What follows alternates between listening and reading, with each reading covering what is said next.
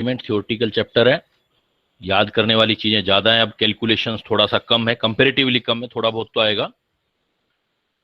Classification of elements and periodicity in properties, periodicity में हमने करना है। इवन इस बार जो 11th में थोड़ा सा टॉपिक कम किया है, लेकिन हम उसको भी कर लेंगे।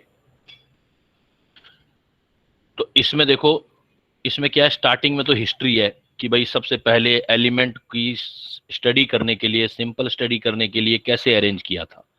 तो इसके लिए डिफरेंट साइंटिस्ट ने वर्क किया है, आपने 8th 9th 10th से पढ़ते आ रहे हो। तो इसमें जो है सबसे पहले जो वर्क हुए हैं वो एक जो हमारे कुछ साइंटिस्ट हैं, जैसे डॉबेरनियर ने किया है, डॉबेरनियर है, न्यूलैंड्स है और मेंडलीव्स है। फर्स्ट एफर्ट्स जो थे वो इन लोगों ने किए थे एलिमेंट को सिस्टेमेटिक एक जगह पर रखने के लिए, जिससे उसकी स्टडी इजी हो। बट स्पेशल पॉइंट क्या था कि स्टार्टिंग के जो आप नाम मैं ले रहा हूं, जितने भी अभी पढ़ेंगे जो हम, डोबेरनियर साइंटिस्ट था, न्यूलैंड साइंटिस्ट था, मेंडलीव साइंटिस्ट ना, ये इन्होंने जो पीरियोडिक टेबल बनाया, these periodic table all are based upon atomic masses.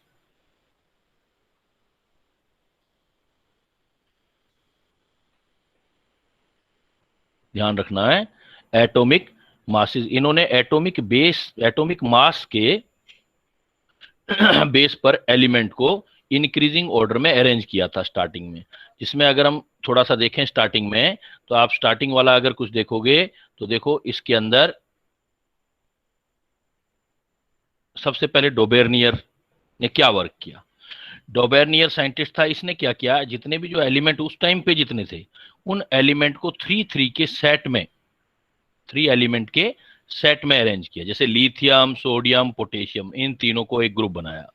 जैसे कैल्शियम, स्ट्रांशियम, बेरियम, इन तीनों का एक ग्रुप बताया। जैसे क्लोरीन, ब्रोमीन, आयोडीन, जो उस टाइम पे अवेलेबल थे एलिमेंट, उसने 3 के ग्रुप बनाए, इसलिए इसको बोलते हैं डोबेरनियर ट्रायड।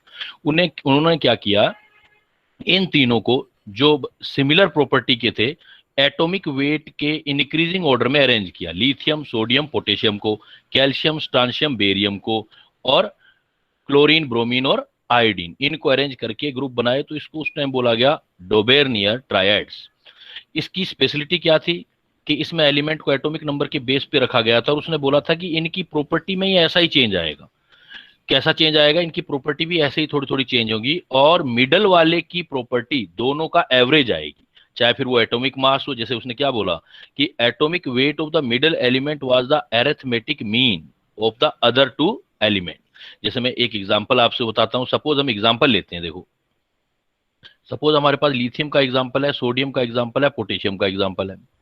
अब इनको एटॉमिक मास के बेस पर अरेंज करना है अपने को। एटॉमिक मास जो है लिथियम का, आपको कुछ एटॉमिक मास याद करने होंगे इसमें। जैसे एटॉमिक मास जो लिथियम का है वो 7 होता है एटॉमिक मास, सोडियम का 23 होता है, और पोटेशियम का 39 होता है। तो अब अगर आप इन दोनों का एवरेज निकालोगे तो एवरेज क्या आएगा, देखो 7 + 39/2, तो 39 और 46, 46/2, तो 23 आया ना। तो नियरेस्ट, जरूरी है कि बिल्कुल इक्वल आ जाए, लेकिन आप जो भी उसने डोबेरनियर ने जो रखे थे ट्रायड, उसमें मिडल एलिमेंट की जो प्रॉपर्टी होती थी वो इन दोनों का एवरेज आती थी, चाहे एटॉमिक मास हो या अदर फिजिकल प्रॉपर्टी हो। तो that is known as Dobereiner triad. मतलब सिंपली स्टार्टिंग में डोबेरनियर ने एलिमेंट को एटॉमिक वेट के इंक्रीजिंग ऑर्डर में रखा, लेकिन उसके टाइम जो ऑब्जर्व थे एलिमेंट, जो मतलब डिस्कवर्ड थे, वो 3 की सिमिलर प्रॉपर्टी वालों को रखा। और उसमें बोला कि बीच वाले का जो प्रॉपर्टी होगा, जो भी ट्रायड में बीच वाले का प्रॉपर्टी, इन दोनों का एवरेज आएगा।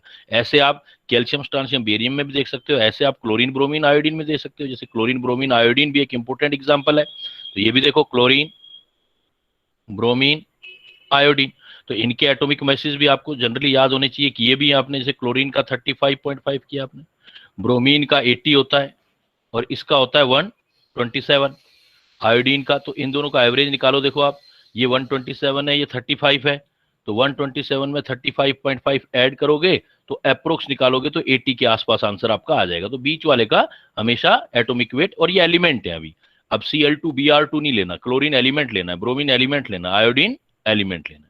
बट जैसे जैसे आगे एलिमेंट की डिस्कवरी होगी, इवन इसी ग्रुप में और हो गया, जैसे lithium, sodium, potassium, you know today we know about the rubidium, caesium, वो भी इसी ग्रुप के हैं। तो अपने आप ही ये डोबेर्नियर का ट्रायड रहा ही नहीं। तीन क्यों, तीन से ज्यादा की प्रॉपर्टी सेम होने लगी।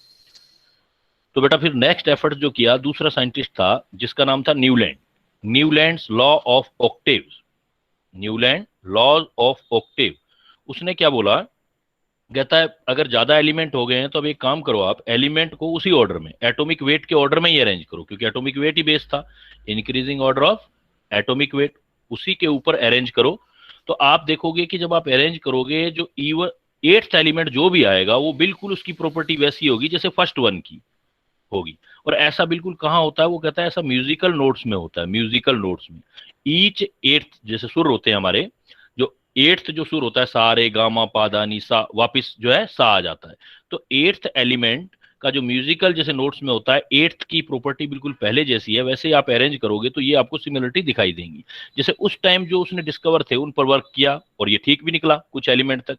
कैसे एलिमेंट, देखो लिथियम, अगर एटॉमिक वेट के ऑर्डर में रखते जाएं, लिथियम, लिथियम के बाद beryllium, boron, carbon, nitrogen, oxygen, fluorine, neon. नहीं बेटा उस टाइम पे नोबल गैसेज नहीं थी, क्योंकि हिस्ट्री की बात कर रहे हैं ना। Yes sir, yes sir. उस टाइम बेटा ये नोबल गैसेज नहीं था, तो फ्लोरीन, फ्लोरीन के बाद सीधा डिस्कवर हुआ था सोडियम, मैग्नीशियम, है ना, एल्यूमिनियम, सिलिकॉन, तो ऐसे हुआ था। तो अब देखो 1 2 3 4 5 6 7, जैसे 7 एलिमेंट हुआ, एट्थ आया तो सोडियम आ गया। तो लिथियम और सोडियम की प्रॉपर्टी एक दूसरे के रिस्पेक्ट में, ये फर्स्ट है तो एट्थ एलिमेंट है, दोनों की प्रॉपर्टी सेम हो जाएगी। बेरिलियम और मैग्नीशियम की सेम हो जाएगी। तो इस टाइप से, इसलिए उसको बोलते हैं Newland laws of octave. Simply कि हिस्ट्री पढ़ रहे हैं तो उसका थोड़ा नॉलेज होना चाहिए। सर बोलो बेटा। सर उस टाइम पे हीलियम और आर्गन तो थे ना, लेकिन वो एक्सेप्शनल केसेस में पढ़ते जाते थे ना, ज्यादातर जिसको वो मैच कर पा रहे थे, इसीलिए वो रखते चले गए कि भाई उसमें हम अरेंज कर रहे हैं। उनको इनर्ट गैसेस कहते थे और वो किसी से उनके कंपाउंड भी नहीं अवेलेबल थे, वैलेंसी पर बेस्ड थे ना, इसलिए उसको कंसिडर उसने नहीं किया। लेकिन ये भी फेल रहा ना, फिर देखोगे आप, ये तो हिस्ट्री पढ़ रहे हैं, तो जैसे ही आगे नियोन, मान लो हीलियम आ गया या नियोन आ गया, तो आते ही फेल हो गया ना ये, फिर एट्थ कहाँ रहा, फिर तो नाइन्थ हो गया, तो इसका फेलियर है फिर वो। लेकिन उसने कुछ एलिमेंट को अरेंज करना, मतलब लिथियम का तो सोडियम से प्रोबेबिलिटी मिलता था, प्रॉपर्टी मिलता था, तो कुछ मतलब उसको सक्सेस मिला था। जिनको सक्सेस मिला था उन्हीं को थोड़ा बहुत कंसीडर कर रहे हैं, तो इसको बोलते हैं न्यूलैंड लॉ ऑफ ऑक्टेव। और ये कितना मिला, 14 एक एलिमेंट तक ही इसका सक्सेसफुल रहा, जैसे सिलिकॉन, फास्फोरस, सल्फर, क्लोरीन, उसके आगे फिर फेल होने लगे। नोबेल गैस आते ही अपने आप ही फेल हो गया। लेकिन सबसे बेस्ट एफर्ट क्या किया, एक साइंटिस्ट ने किया जिसका नाम था मेंडलीव। मेंडलीव जो था उसने पूरी सिस्टमेटिक स्टडी, उसने ऐसे ऐसा कुछ नहीं बोला कि भाई 7 से 8 से प्रॉपर्टी मिल रही है इसलिए हम इसको रखेंगे। उसने क्या किया, उसने जितने भी एलिमेंट थे उनको दो टाइप के, जो मेंडलीव ने दो टाइप के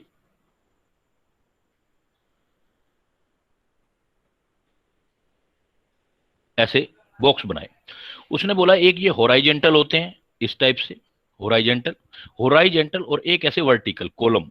ये वर्टिकल कॉलम जो बनाए थे उसने अपने टाइम में इसको नाम दिया था फैमिली। कहता है जैसे एक ही फैमिली के जो प्रॉपर्टी होती है वो सेम है, तो इसमें जो एलिमेंट आएंगे उनकी प्रॉपर्टी सेम होगी। और जो इधर रखा उसने उसने कहा कि जैसे जैसे थोड़ा थोड़ा प्रॉपर्टी में डिफरेंस आता जाए तो उसको उसने बोला सीरीज। उसने नाम सीरीज दिया था, भाई थोड़ा थोड़ा चेंज आ रहा है, सीरीज में चेंज होता जा रहा है। तो जो होराइजेंटल जो होते हैं वो सीरीज रखी उसने, और ये फैमिली जिसको आज हम क्या बोलते हैं बेटा, जैसे आपको तो इतना तो पता ही है अभी, आज जो सीरीज है जिसको बोलते जाता है पीरियड, अब रिसेंटली हम इसको पीरियड बोल रहे हैं, और जो फैमिली है उसको ग्रुप बोल रहे हैं। तो सबसे पहले उसने सिस्टमेटिक रखा, बट उसने भी क्या रखा, increasing order of atomic mass में ही रखा। उसने भी जो है increasing order of atomic mass को ही प्रेफर किया। तो उसका एक वेट जो था वो फंडामेंटल प्रॉपर्टी उसने भी वही उठाया, उसी के हिसाब से अरेंज किया।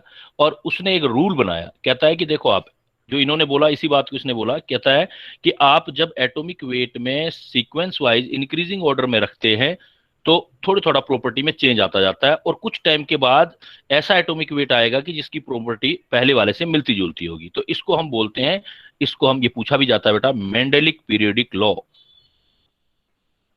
Mendeleev periodic law. तो मेंडेलिव पीरियोडिक लॉ क्या है, स्पेशली बोर्ड के लिए, physical and chemical property of the element are the periodic function of their atomic weight. Periodic, आप एटॉमिक वेट के इंक्रीजिंग ऑर्डर में कहता है एलिमेंट को रखते जाओ, तो आप देखोगे कि कुछ एलिमेंट जैसे ही कुछ एटॉमिक वेट आएंगे तो सेम प्रॉपर्टी वाले आ जाएंगे, पीरियोडिसिटी आ जाएगी। जैसे आपकी पीरियोडिसिटी होती है भाई, आज आपकी जैसे क्लास में आपके, जैसे अपने क्या एग्जांपल ले सकते हैं, we take the example of periods.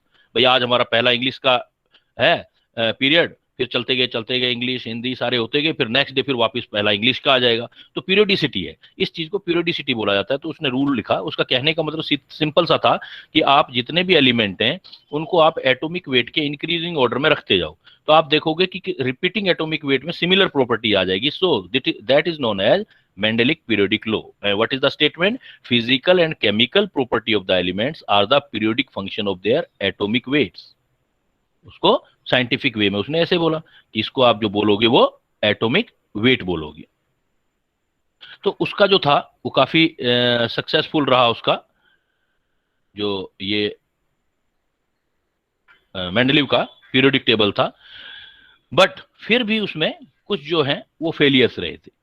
तो उसमें जो फेलियर, जो उसके मेरिट की बात करें और फेलियर की बात करें, तो मेरिट क्या थी, फेलियर क्या थे।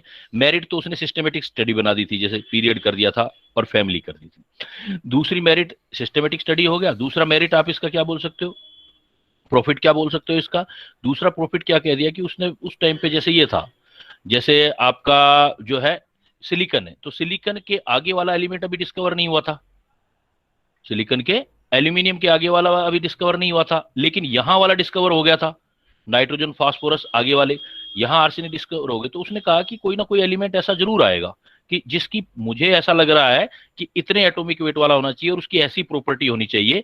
तो ये एक बहुत बड़ी बात थी उस टाइम पे, यानी कि उसने नेचर के अंदर जो सीक्वेंस है उसको ढूंढ लिया था। उसने बोला एल्यूमिनियम के बाद आज एलिमेंट हम डिस्कवर नहीं कर पाए हैं, लेकिन आने वाले टाइम में जरूर एक ऐसा एलिमेंट आएगा जिसका एटॉमिक वेट के हिसाब से ये प्रॉपर्टी होनी चाहिए। तो उसको उसने बोला था इक्का एल्यूमिनियम, इक्का एल्यूमिनियम।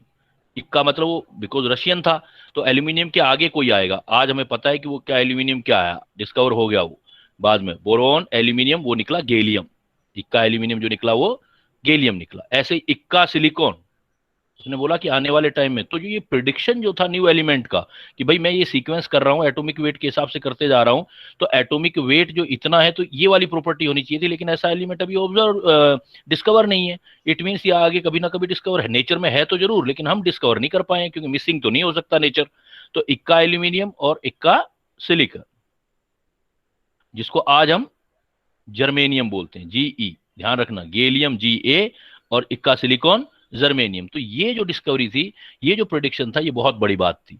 तो उसने कुछ आने वाले जो एलिमेंट्स हैं मेरिट्स के अंदर, उसने कुछ आने वाले एलिमेंट के बारे में बता दिया, भाई ऐसे एलिमेंट आएंगे। और दूसरी खास बात क्या थी, तो उसने ये बोरोन और बेरिलियम है, इसके एटॉमिक वेट सही किए थे, करेक्शन किया था, करेक्शन इन एटॉमिक वेट किया उसने। उसने बोला नहीं, पहले ऐसा था कि ये माना जाता था कि बेरिलियम को बाद में रखा जाता था, बोरोन को पहले। तो उसने बोला नहीं, देखो इनका करेक्ट करो एटॉमिक वेट, बेरिलियम की प्रॉपर्टी के हिसाब से जो इसका सीक्वेंस आना चाहिए बेरिलियम का बोरोन से पहले आना चाहिए, क्योंकि पीरियोडिक जो प्रॉपर्टी है उसमें पीरियोडिसिटी होनी चाहिए, पीरियोडिसिटी के हिसाब से लिथियम और बोरोन के बीच में बेरिलियम आना चाहिए। तो उसने कुछ एलिमेंट के एटॉमिक मास करेक्ट किए, ये एक बड़ी मेरिट और थी उसकी, करेक्शन ऑफ एटॉमिक वेट। फिर देखो फेलियर क्या हुआ, अगर उसके फेलियर की बात करें हम, मेंडलीव के फेलियर का बात करें हम, तो फेलियर क्या हुआ बेटा, तो फेलियर एक सबसे कुछ इंपॉर्टेंट फेलियर में से ये था कि एक तो वो तो आज भी क्लियर नहीं है कि एक तो आइसोटोप्स की पोजीशन क्लियर नहीं थी। आइसोटोप्स एटॉमिक वेट अलग अलग है, तो इसका मतलब आइसोटोप्स को अलग अलग जगह मिलनी चाहिए, तो position of isotopes not clear.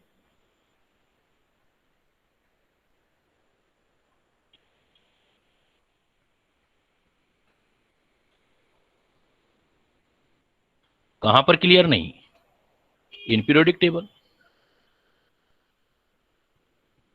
तो जो हमारा पीरियोडिक टेबल है, उस पीरियोडिक टेबल में आइसोटोप्स है तो उनके एटॉमिक वेट अलग अलग आते हैं, तो अलग अलग जगह आनी चाहिए। जैसे हाइड्रोजन को अलग मिलनी चाहिए, ड्यूटेरियम को अलग मिलनी चाहिए, ट्रिटियम को अलग जगह मिलनी चाहिए, लेकिन नहीं दिया उसने, और बेस एटॉमिक वेट लेके चल रहा था। और जैसे इसी टाइप से क्लोरीन 35 भी होता है, क्लोरीन 37 भी होता है, लेकिन उसने तो क्लोरीन को एक बस पोजीशन दिया। तो एक तो ये हुआ फेलियर। दूसरा एक बड़ा फेलियर क्या था कि उसने जैसे ये सोडियम पोटेशियम, जो सोडियम पोटेशियम रुबिडियम रख रहा था, इसी के अंदर उसने कॉपर सिल्वर को भी रख दिया, कॉपर सिल्वर गोल्ड। अब देखो, खुद ही उसने बोला कि सेम प्रॉपर्टी वाले एलिमेंट सेम ग्रुप में होनी चाहिए, लेकिन यहां पर सोडियम पोटेशियम रुबिडियम के साथ, मतलब लिथियम सोडियम पोटेशियम रुबिडियम के साथ कॉपर सिल्वर गोल्ड को रख दिया। अब ये क्यों रखा? उससे जब पूछा गया कि भाई प्रॉपर्टी तो अलग अलग है, क्यों रख रहे हो, उसने कहा नहीं, मुझे ऐसा लग रहा है कि वैलेंसी के हिसाब से, क्योंकि उसका अगर आपसे कोई पूछे ना कि मेंडलीव पीरियोडिक टेबल किस पर बेस्ड था, एटॉमिक वेट पर तो बेस्ड था, लेकिन उसमें कंपाउंड भी थे स्टार्टिंग में, तो वो क्या था, उसने वैलेंसी, मतलब कोई किसके साथ क्या कंपाउंड बनाता है उसके बेस पर उसने रखा था। कहता मेरी जो स्टडी कह रही है कि भाई NaCl बनता है, मतलब Na के साथ एक Cl जाता है तो कॉपर KCl बनता है, इसी टाइप से AgCl भी बनता है। तो यहाँ जो वैलेंसी आ रही है Ag की वो +1 आ रही है, इधर भी इनकी +1 आ रही है। तो वैलेंसी के हिसाब से मुझे ऐसा लग रहा है कि इनको यहाँ रखना चाहिए। उसके पास करेक्ट एक्सप्लेनेशन नहीं था कि डिफरेंट प्रॉपर्टी वालों को एक साथ क्यों रख रहा था। तो ये जो ये मेटल थी, कॉपर सिल्वर गोल्ड, इनसे कॉइन बनते थे पुराने टाइम में, इसलिए इनको कॉइनेज मेटल बोलते हैं, कॉइनेज मेटल। तो कॉइनेज मेटल जो बेटा थी वो एल्कली मेटल, इनको बोलते हैं एल्कली मेटल, अभी बताऊंगा ये सारा। तो एल्कली मेटल के साथ कॉइनेज मेटल को क्यों रखा, सिर्फ वैलेंसी के बेस पर रखा, क्योंकि उसका बेस वैलेंसी था, कंपाउंड के बेस पर उसने किया था, तो वैलेंसी बेस था। जो पीरियोडिक टेबल था वो किस पर बेस थी, वैलेंसी बेस थी। कौन सा एलिमेंट कितने हाइड्रोजन या कितने किसी चीज के साथ अटैच होता है उस हिसाब से था। तो एक ये भी उसका ड्रॉबैक रहा। तीसरा ड्रॉबैक उसका क्या रहा कि अगर उसने खुद ही बोला था कि इंक्रीजिंग एटॉमिक वेट के बेस पर अरेंज करो, लेकिन अगर हम निकिल और कोबाल्ट को देखते हैं तो निकिल और कोबाल्ट में कोबाल्ट पहले रखा गया, निकिल बाद में रखा गया, लेकिन इसका एटॉमिक वेट ज्यादा है, हाई एटॉमिक वेट है, और निकिल का लेस एटॉमिक वेट है। खुद ही उसने ब्रेक किया, इसका उसके पास सॉल्यूशन नहीं था। वो कहता नहीं, मुझे प्रॉपर्टी के हिसाब से लग रहा है कोबाल्ट आना चाहिए, लेकिन इसका एटॉमिक वेट ज्यादा आ रहा है। तो अल्टीमेटली क्या है कि उसकी अगर कुछ चीजों को छोड़ दें बेटा, तो उसका एक बहुत बड़ा एफर्ट था, उसने सभी एलिमेंट की स्टडी को बड़ा इजी कर दिया था, एक की स्टडी करो सारी की प्रॉपर्टी स्टडी हो जाएगी। लेकिन फिर भी उसके कुछ जो है वो जो फेलियर थे, आप सोच सकते हो ये फेलियर क्यों आए बेटा, उससे एक ही गलती हुई थी बेटा। एटॉमिक वेट ले लिया था ना, हाँ वेरी गुड, एटॉमिक वेट की जगह एटॉमिक नंबर लेना चाहिए था। बस उसका दिमाग उधर गया ही नहीं।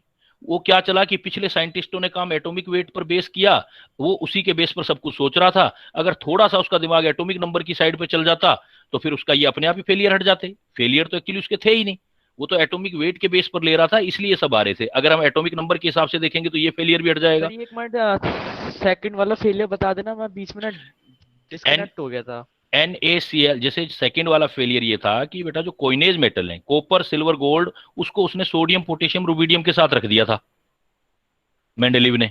उससे पूछा गया भाई प्रॉपर्टी तो अलग है, भाई सोने चांदी की प्रॉपर्टी अलग होती है और सोडियम पोटेशियम की प्रॉपर्टी अलग होती है, बहुत रिएक्टिव मेटल है, ये लेस रिएक्टिव मेटल है, आप किस हिसाब से रख रहे हो। तो इसका उसके पास क्या था, मुझे ऐसा लग रहा है कि इनको यहां रखना चाहिए। उसका रीजन उसने क्या दिया, उसने रीजन दिया भी जैसे Na है, वैलेंसी के बेस पर NaCl बनाता है, तो Ag जो है, Ag भी जो है आपका AgCl बनाता है, ये NaCl बनाता है, ये AgCl बनाता है आपका। तो इसके हिसाब से बिकॉज उसकी जो पीरियोडिक टेबल थी वो वैलेंसी बेस थी, तो वैलेंसी बेस पर ये इतना हो सकता है, तो इस हिसाब से उसने रखा। तो ये कुछ उसके फेलियर थे, और इस फेलियर को दूर किया सिर्फ एक वर्ड इंट्रोड्यूस करके जिसका नाम था मोजले।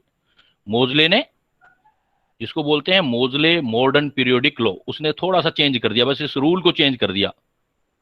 Mendeleev periodic law, Mendeleev periodic law के according physical and chemical property of element are periodic function and they of their atomic weight. उसने एटॉमिक वेट वर्ड हटा के बेटा उसकी जगह एटॉमिक नंबर कर दिया था। एक्चुअली ये आइडिया, एटॉमिक नंबर का जो आइडिया दिया था वो सबसे पहले मोजले ने दिया, इसलिए इसको बोलते हैं मोजले मॉडर्न पीरियोडिक लॉ, मोजले मॉडर्न पीरियोडिक लॉ।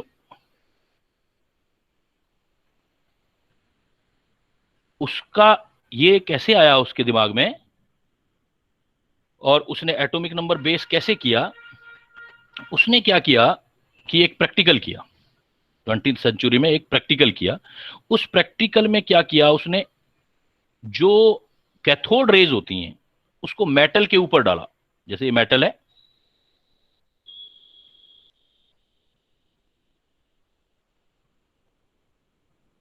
मेटल के ऊपर उसने कैथोड रेज को डाला। एक्चुअली कैथोड रेज क्या होती है? इलेक्ट्रॉन रेज होती हैं, जैसे हमने पढ़ा।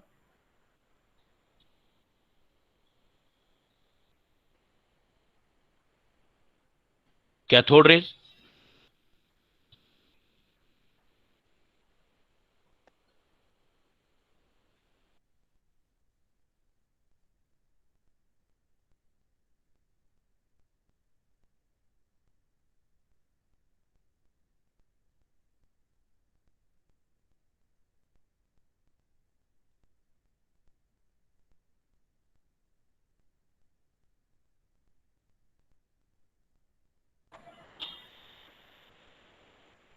तो उसने क्या किया कि कैथोड रेज को मेटल पे डाला। और ये प्रॉपर्टी होती है, जब मेटल के ऊपर किसी कैथोड रेज को डालते हैं तो उससे एक्सरे बाहर निकलती हैं। एक्सरे बनाने का मेथड होता है एक्सरे। तो ये क्वेश्चन भी बन गया कि एक्सरे कैसे प्रोड्यूस होती हैं। जब इलेक्ट्रॉन को या कैथोड रेज को मेटल पर हम स्ट्राइक करते हैं तो उससे एक्सरे बाहर निकलती हैं।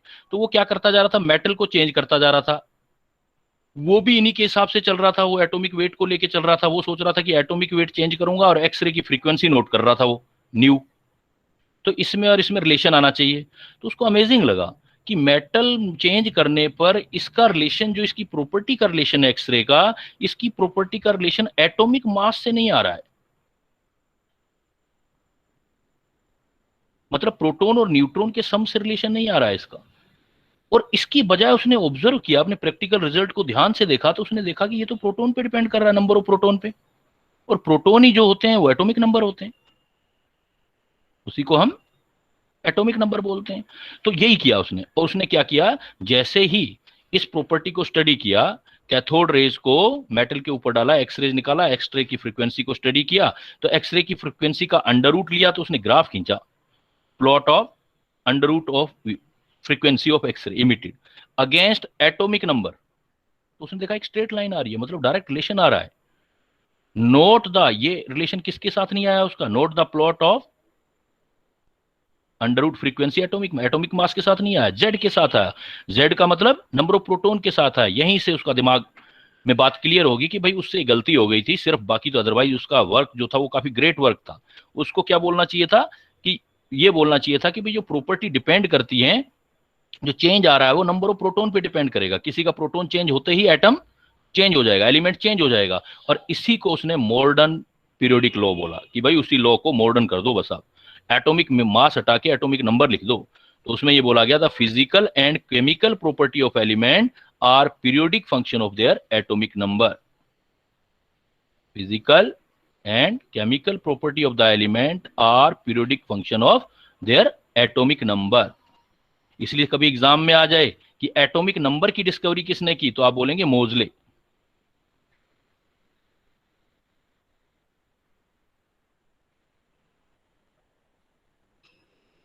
मतलब एटॉमिक नंबर जेड वाला कॉन्सेप्ट किसने दिया?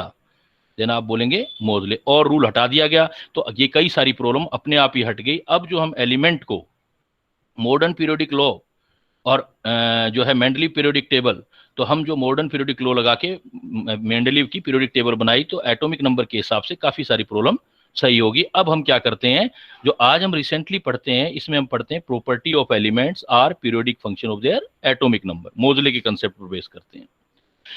लेकिन अभी भी जो एक चीज है वो नहीं क्लियर हुई कि भाई एटॉमिक नंबर के बेस पे करोगे, तो एटॉमिक नंबर के बेस के हिसाब से जब आप रखोगे, तो जो आइसोटोप्स हैं उसका प्लेस कैसे रखोगे, तो वो अभी भी क्लियर नहीं था, क्योंकि आइसोटोप्स के भी एटॉमिक बेस सेम होते हैं। दूसरी बात, इस रिलेशन को भी याद कर सकते हो। ये जो रिलेशन आता है, मोजले ने जो रिलेशन दिया था, ये आपका ये रिलेशन दिया था, अंडर रूट न्यू ए जेड माइनस बी, ये इक्वेशन दिया था। ये equation y is equal to m x की इक्वेशन है। y is equal to m x. कुछ नहीं दिया हो तो a और b की वैल्यू 1 लेके सोल्व कर सकते हैं। तो ये एक y is equal to m x है, तो स्ट्रेट लाइन इक्वेशन आएगा। ऐसे ग्राफ खींचेंगे ना जब हम, इधर मान लो आप फ्रीक्वेंसी ले लो और इधर आप z ले लो। यहां पर z जीरो मत लेना, कुछ और लेना, नॉट जीरो। तो ग्राफ ऐसा चलता जाएगा। AZ-B, नॉट जीरो लेंगे तो ग्राफ जैसे जैसे आप Z बढ़ाते जाओगे एटॉमिक नंबर, तो फ्रीक्वेंसी भी जो है इसकी इंक्रीज होती जाएगी, अंडर रूट में इंक्रीज होती जाएगी इसकी फ्रीक्वेंसी। तो ये फिर मोजले ने कौन सा पीरियड रूल दे दिया, फिर मॉडर्न पीरियोडिक लॉ दे दिया, मॉडर्न पीरियोडिक लॉ मोजले ने दिया ये।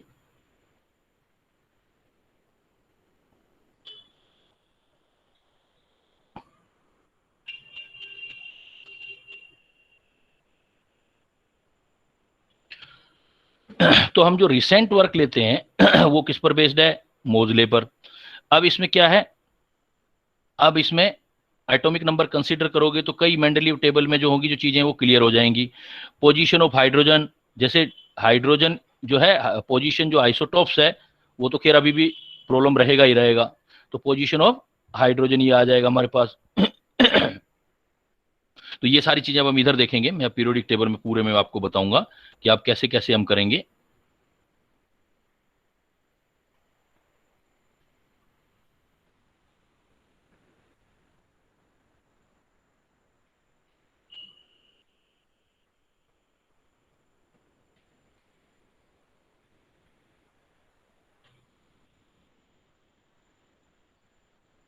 अब जो हमारे पास रिसेंटली पीरियोडिक टेबल है,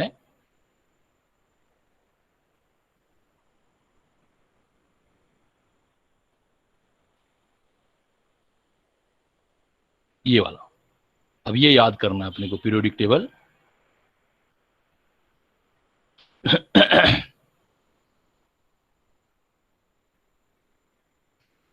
ये देखो, अब जितने भी पीरियोडिक टेबल हैं तो हमने एटॉमिक नंबर के बेस पर इन सबको अरेंज कर दिया है।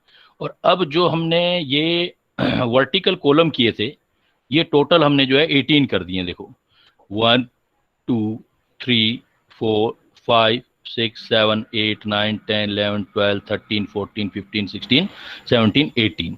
तो टोटल जो वर्टिकल कॉलम मतलब जो ग्रुप है हमारे पास टोटल वो हमने 18 कर दिए हैं न्यू स्कीम के अंदर। 1 से सीधा नंबरिंग कर दिया और इधर से जो पीरियड है वो 7 कर दिए, 1 2 3 4 5 6 7। तो ये पीरियड जो है हमारे पास 7 कर दिए हैं हमने, पीरियड हमारे पास 7 आ गए। फर्स्ट ग्रुप के अंदर एलिमेंट जो है जैसे फर्स्ट में जो हमारा रखा है हाइड्रोजन और हीलियम रखा गया है, फर्स्ट के अंदर यहां पर हाइड्रोजन रहेगा जो दिखाया नहीं है हमें, यहां पर आपका हाइड्रोजन,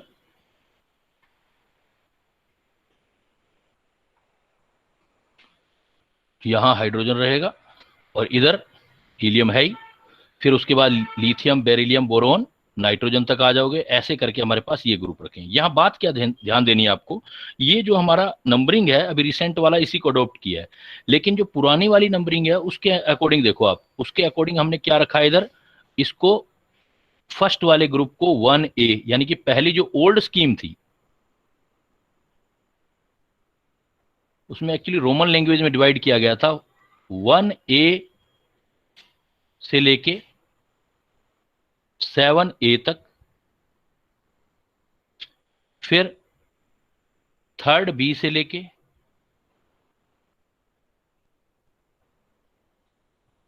7B तक, फिर 8th ग्रुप एक, यहां पर इसके साथ 0 ग्रुप और एक फर्स्ट B ग्रुप और सेकंड B ग्रुप, ये रखे गए थे। मतलब इसको ऐसे बोला गया था पहले फर्स्ट A सेकंड A, फिर इधर आ गए थे सीधे 3rd A 4th A 5th A 6th A 7th A, फिर 7th A के बाद 0, फिर जो मिडल वाला पार्ट है इसमें आए थे, इसमें 3rd B से स्टार्ट किया था, 3rd B 4th B 5th B 6th B 7th B के बाद सीधा 8th ग्रुप, 8th के बाद फिर फर्स्ट B और सेकंड B। जो 8th ग्रुप है एक्चुअल में ये पूरा 8th ग्रुप था। जो आज के टाइम में 8 9 और 10 ग्रुप हैं वो रोमन लैंग्वेज में 8th में थे, आज इसको 8 9 10 बोलते हैं। उस टाइम इस सब को मिला करके एक ही ग्रुप बोला जाता था। तो इसका मतलब ओल्ड स्कीम जो थी उसमें आपके ग्रुप थे 16 ग्रुप थे, ग्रुप जो है वो 16 है। और अब आज वाले में जो है वो 18 ग्रुप है। उसका रीजन ये है कि पहले 8th ग्रुप इन तीनों को कंबाइन बोला जाता है। देखो तीनों का ये 8th नाम दिया गया, आयरन वाला, कोबाल्ट वाला और निकिल वाला। तो ये इसके अंदर रखा था। दूसरी बात ये कि यहां पर इस पीरियोडिक टेबल में आप देखोगे कि यहां पर 57 के बाद देखो एटॉमिक नंबर 57, सिक्स्थ वाले पीरियड में ध्यान दो, 57 के बाद सीधा 72 है, इसका मतलब ये है 58 से लेके 71 एटॉमिक नंबर वाले है तो प्लेस यहीं पर, अगर इसको यहां रख देंगे तो ये डिस्टर्ब हो जाएगा पीरियोडिक टेबल, इसलिए हम नीचे दिखा देते हैं 58 से 71 तक। ऐसे ही देखो ये 14 एलिमेंट है टोटल, ये जो 14 एलिमेंट है जिसका एटॉमिक नंबर 58 से 71 है, इसको बोलते हैं लेंथेनाइड्स, इनको लेंथेनाइड्स बोला जाता है। ऐसे ही 7th वाले में भी 89 के बाद फिर 90 से लेकर के, ये देखो 90 से लेकर के 103 तक फिर 14 एलिमेंट है। 90 से लेके 103 तक जो आपके 14 एलिमेंट हैं इनको बोलते हैं एक्टिनाइड। तो लेंथेनाइड आएंगे 58 से 71, एक्टिनाइड आएंगे 90 से 103। लेकिन इनका एग्जाम में पूछा जाएगा प्लेसिंग ऑफ लेंथेनाइड या एक्टिनाइड, तो आप बोलोगे थर्ड बी ग्रुप, इसी ग्रुप में रहेंगे। नीचे ऐसे नहीं बोलोगे below the periodic table, periodic table से बाहर कुछ भी नहीं है, तो आप बोलोगे लेंथेनाइड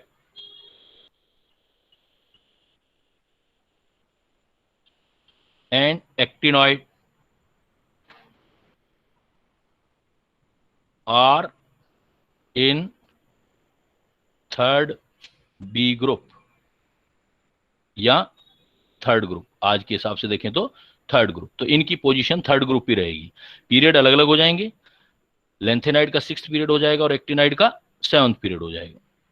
तो अब का पीरियोडिक टेबल जो है हमारे पास, ये सारा पीरियोडिक टेबल है। इसमें हमारे पास ग्रुप के हिसाब से देखो डिवाइड करते हैं। अब मैं कुछ स्पेशल नाम बताता हूं आपको। जैसे ये आपका फर्स्ट ग्रुप है, फर्स्ट ग्रुप में हाइड्रोजन से लेकर के हाइड्रोजन भी है, lithium, sodium, potassium, rubidium, caesium, francium, ये फर्स्ट ग्रुप है। ये सेकंड ग्रुप है, beryllium, magnesium, calcium, स्ट्रांशियम, barium, radium, ये सेकंड ग्रुप है।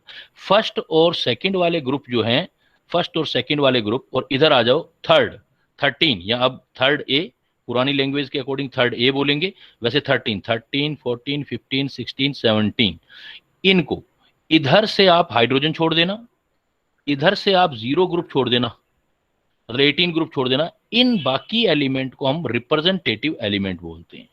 आपसे पूछा जाएगा रिप्रेजेंटेटिव एलिमेंट, तो आप बोलोगे element of first group, second group, 13 group, 14, 15, 16, 17 group. These are known as representative element, क्योंकि ज्यादातर प्रॉपर्टी स्टडी करेंगे इन्हीं की हम, इसलिए रिप्रेजेंटेटिव एलिमेंट। रिप्रेजेंटेटिव एलिमेंट में इसका मतलब आएगा कौन सा नहीं, एक तो 18 ग्रुप नहीं आया इधर से, क्योंकि ये इनकी जो है ज्यादा दूसरी चीजों के साथ कंपाउंड बनाता ही नहीं है। इधर जो है वो आपका हाइड्रोजन नहीं आएगा इस ग्रुप के अंदर, बाकियों को रिप्रेजेंटेटिव एलिमेंट बोलेंगे। जो इधर हैं दोनों के बीच के अंदर, अब अच्छा इनको एक और बोल सकते हैं, अब इनमें जब इलेक्ट्रॉन अपने फिल करेंगे तो लास्ट में इलेक्ट्रॉन जिस हिसाब से फिल करते हैं, अगर एस ब्लॉक में आता है लास्ट तो उसको एस ब्लॉक एलिमेंट बोलते हैं। तो पहला और दूसरा S block element, last electron electronic configuration बनाओगे पी में आता है तो पी ब्लॉक, तो ये सारे पी ब्लॉक एलिमेंट हो जाएंगे। और लास्ट इलेक्ट्रॉन डी में आता है तो बीच वाले डी में, और ये वाले लेंथेन और एक्टिनाइड एफ ब्लॉक में आएंगे। तो आपसे पूछा जाएगा भाई एस ब्लॉक कौन सा है, तो आप बोलेंगे एस ब्लॉक जो है वो फर्स्ट और सेकंड ग्रुप है। पी ब्लॉक कौन से हैं, तो आप बोलोगे 13 से लेके 18 तक, इसमें 18 भी आ जाएगा, ये 18 ग्रुप भी आ जाएगा, पी ब्लॉक है। डी ब्लॉक कौन से हैं, थर्ड से लेके 12 तक। और एफ ब्लॉक कौन से हैं, ये भी थर्ड बी के अंदर है, सिर्फ थर्ड बी वाले ये आपके पास लेंथेनाइड या एक्टिनाइड्स होते हैं। अब कुछ चीजें अपने और क्लियर करते हैं पीरियोडिक टेबल में।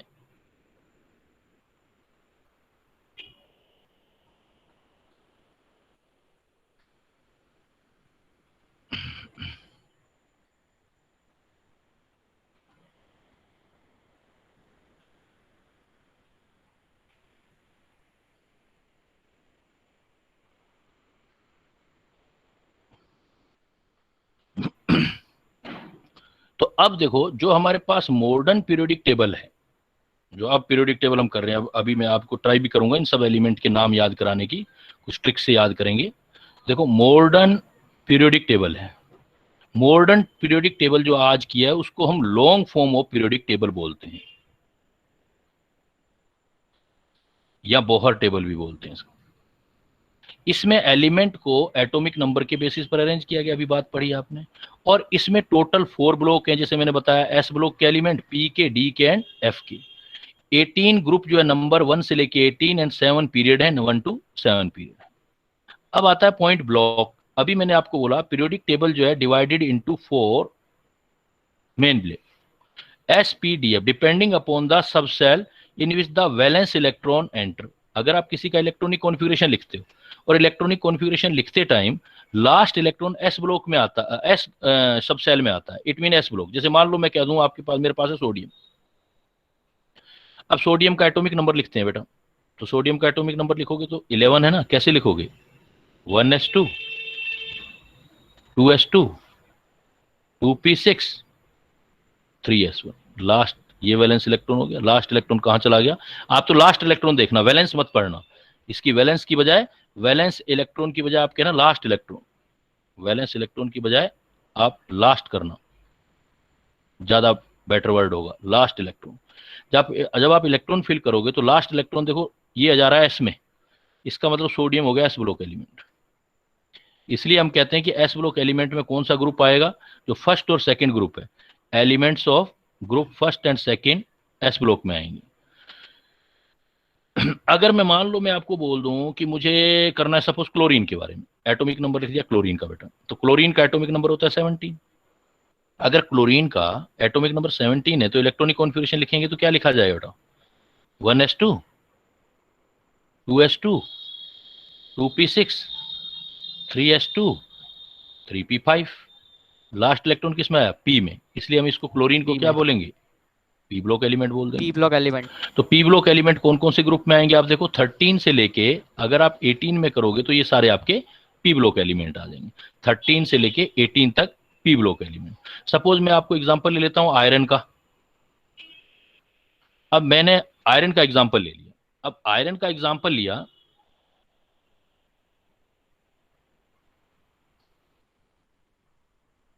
आयरन का एग्जांपल जब लिया हमने, तो आयरन के एग्जांपल में एटॉमिक नंबर 26 होता है।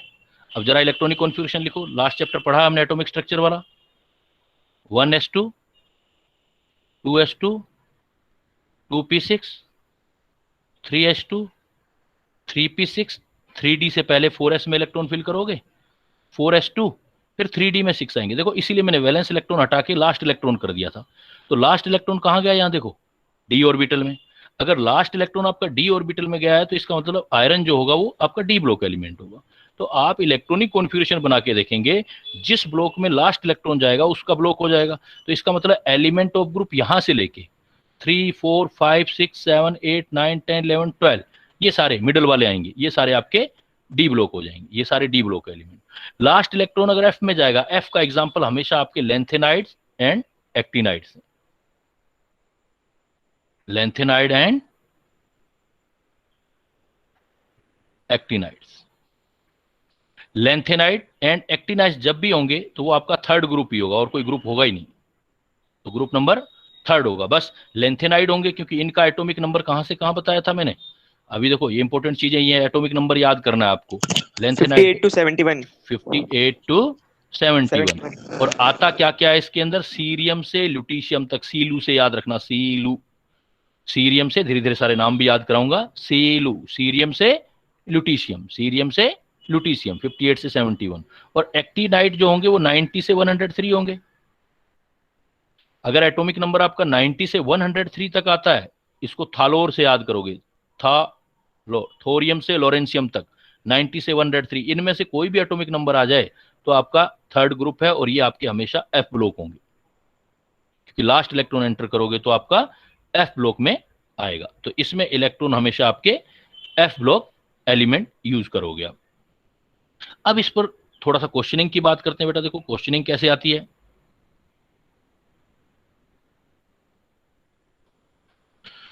सपोज एक चीज सिखाता हूं मैं आपको, आपको प्रिडिक्शन करना है, prediction of group number and period number. आपको कोई एलिमेंट दे दिया या एटॉमिक नंबर दे दिया, और आपको ये बताना है ग्रुप नंबर क्या आएगा, पीरियड नंबर क्या आएगा। जो आपका लास्ट शेल होगा, number of last shell always, जो आपका लास्ट शेल आए, जैसे फोर्थ आए, फिफ्थ आए, सिक्स्थ आए, वो आपका पीरियड नंबर होगा। इलेक्ट्रॉनिक कॉन्फ़िगरेशन लिख के देख लेना, तो लास्ट शेल जो होगा वो आपका पीरियड नंबर होगा, number of last shell, first point.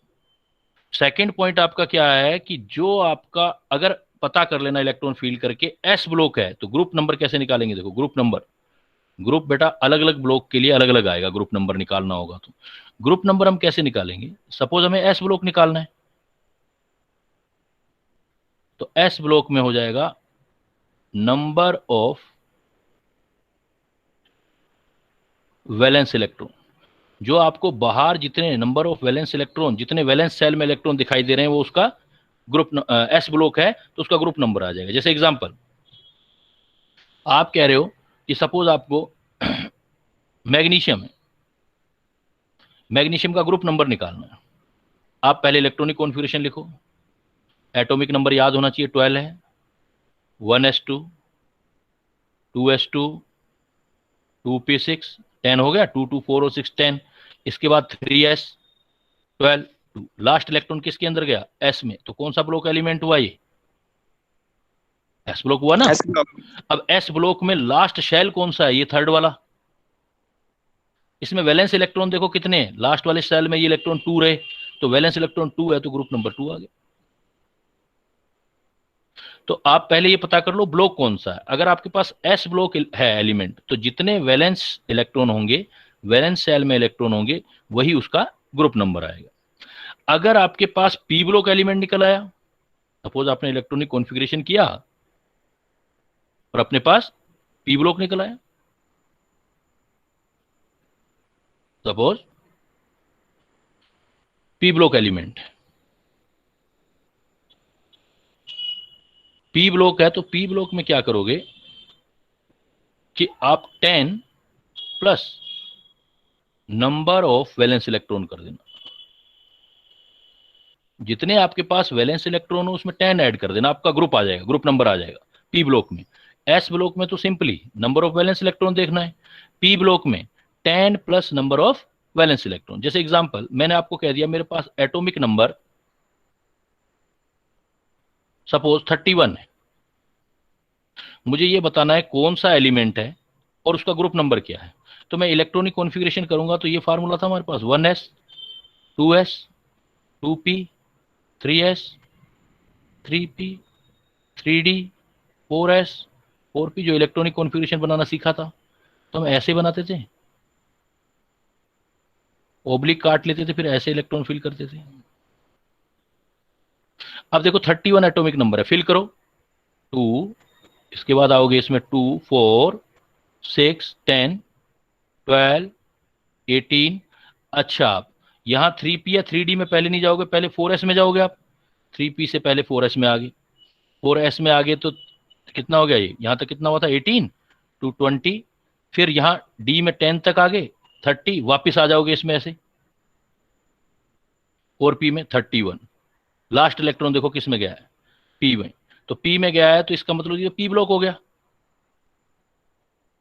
31 atomic number होगा, तो इसका मतलब हमारे पास p ब्लॉक हो गया। अब हमारे पास p ब्लॉक हो गया, तो इसमें देखो लास्ट शेल तो 4 है ना, पूरे शेल में देखो 2 ये और 1 ये, तो वैलेंस इलेक्ट्रॉन कितने आ गए मेरे पास? 2 और 1 3, वैलेंस इलेक्ट्रॉन 3 आ गए, और इधर कितने? 10, तो ग्रुप नंबर कितना आया? ग्रुप नंबर 10 प्लस 3, इसका मतलब 13 आ गया, ग्रुप नंबर आ गया 30। तो आपको जब भी इलेक्ट्रॉनिक कॉन्फ़िगरेशन लिखो, और इलेक्ट्रॉनिक कॉन्फ़िगरेशन लिख करके लास्ट इलेक्ट्रॉन देखो कहां जाता है, उससे ब्लॉक पता लग जाएगा। ब्लॉक पता लग जाए तो हर ब्लॉक का एक रूल है, एस ब्लॉक पता लग गया तो जितने वैलेंस इलेक्ट्रॉन है उतने ही लिखोगे, पी ब्लॉक पता लग गया तो नंबर ऑफ वैलेंस इलेक्ट्रॉन को 10 में ऐड कर दोगे।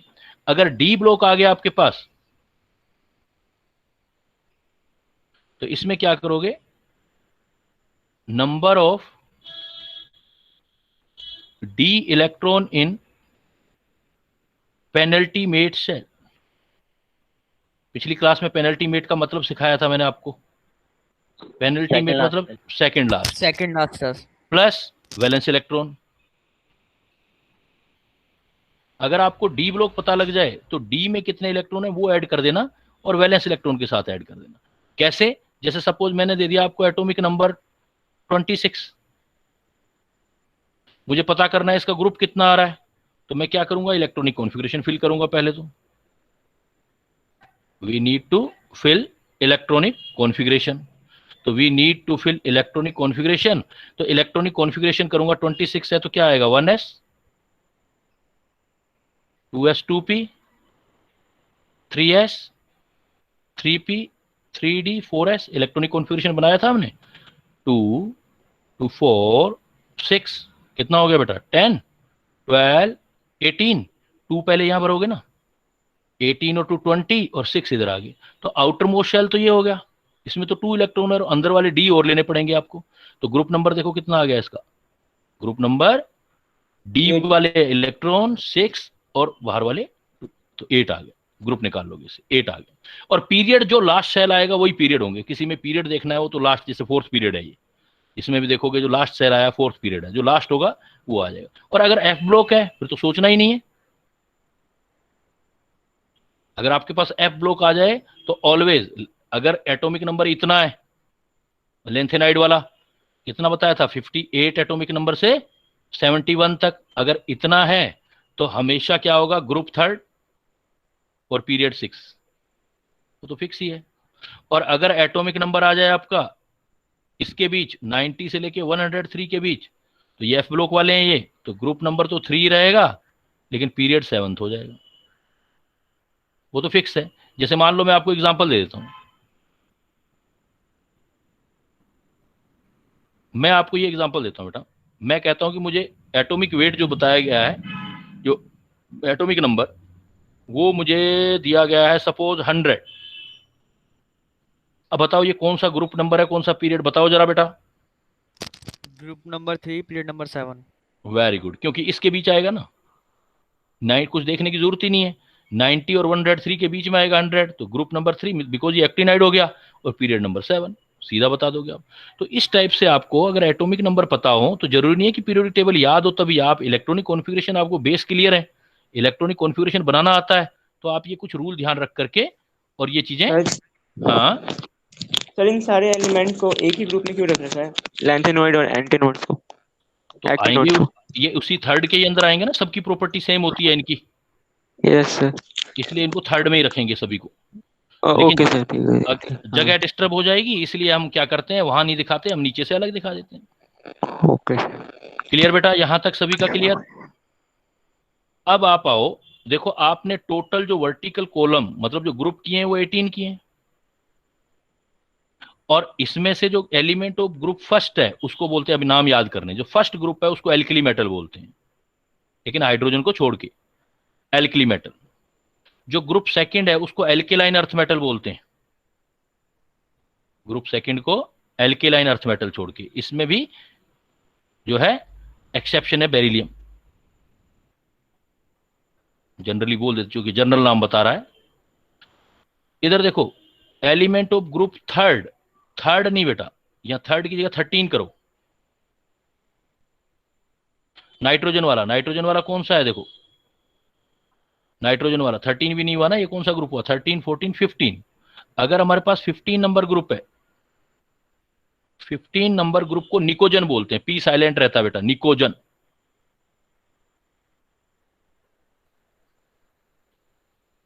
जैसे मैंने बताया सारा इंफॉर्मेटिव है, आपको याद करना है। तो निकोजन क्यों बोला जाता है, बता सकता है कोई बच्चा इस ग्रुप को निकोजन क्यों बोला जाता है? Nitrogen, phosphorus, arsenic, antimony, bismuth है इसके अंदर, नाइट्रोजन है, फास्फोरस है, आर्सेनिक है, एंटीमनी है, बिस्मिथ। बिकॉज ये जो है सारे पॉइजनस नेचर के हो जाते हैं, इनकी प्रेजेंस में सफोकेशन होता है, ये सफोकेशन प्रोड्यूस करते हैं, सफोकेटिंग एजेंट होते हैं ये सब, सफोकेटिंग एजेंट। तो सफोकेटिंग एजेंट होते हैं तो उसको हम निकोजन बोलते हैं। आप कोई देखोगे ना, निकोजन कौन सी फैमिली में है, 17th ग्रुप में। और 17 ग्रुप में है क्या, देखो नाइट्रोजन, जहां नाइट्रोजन होगी वहां स्मेल आएगा। देखो जैसे पब्लिक पब्लिक यूरिनल होता है, पब्लिक यूरिनल होता है, उसकी सफाई पूरी तरह से नहीं होती है और यूरिन में नाइट्रोजन होती है, तो कितनी स्मेल आती है, देखो सफोकेशन होता है, आप पास में नहीं जा सकते उसके। ऐसे फास्फोरस है देखो, फास्फोरस जैसे इसमें होती है, जो मैच बॉक्स होती है, माचिस की जो तीली है उसके ऊपर फास्फोरस होता है, जब वो जलता है तो देखो स्मेल आता है, सफोकेशन होता है। इवन ये तो पॉइजन बन जाते हैं, आर्सेनिक एंटीमनी तो बहुत ज्यादा पॉइजनस है। तो इसलिए जो हमारे 15th ग्रुप है, 15th ग्रुप वाले एलिमेंट को हम निकोजन बोलते हैं।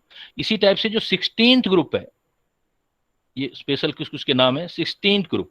16 ग्रुप में क्या है, ऑक्सीजन है, सल्फर है, सेलेनियम है, टेलुरियम है, पोलोनियम है। तो ये जो आपके हैं oxygen, sulphur, selenium, tellurium, polonium, इन सब में ये क्या होते हैं, ओर में मिलते हैं। जो ओर होता है, जैसे मान लो आप देखो, आपने छोटी क्लासेस में पढ़ा होगा, और कोई भी एक याद कर लो, जैसे कार्बोनेट, तो कार्बन और ऑक्सीजन, ऑक्सीजन मिलेगा, सल्फेट, सल्फर मिलेगा, इसलिए इनको चाल्कोजन बोलते हैं।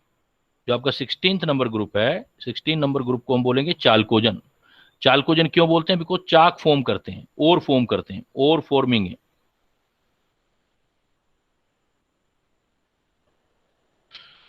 तो ये और का फॉर्म करते हैं, दैट्स वाई इनको हम चाल्कोजन बोलते हैं। इसी टाइप से देखो, ये फिर आपका 17th ग्रुप है।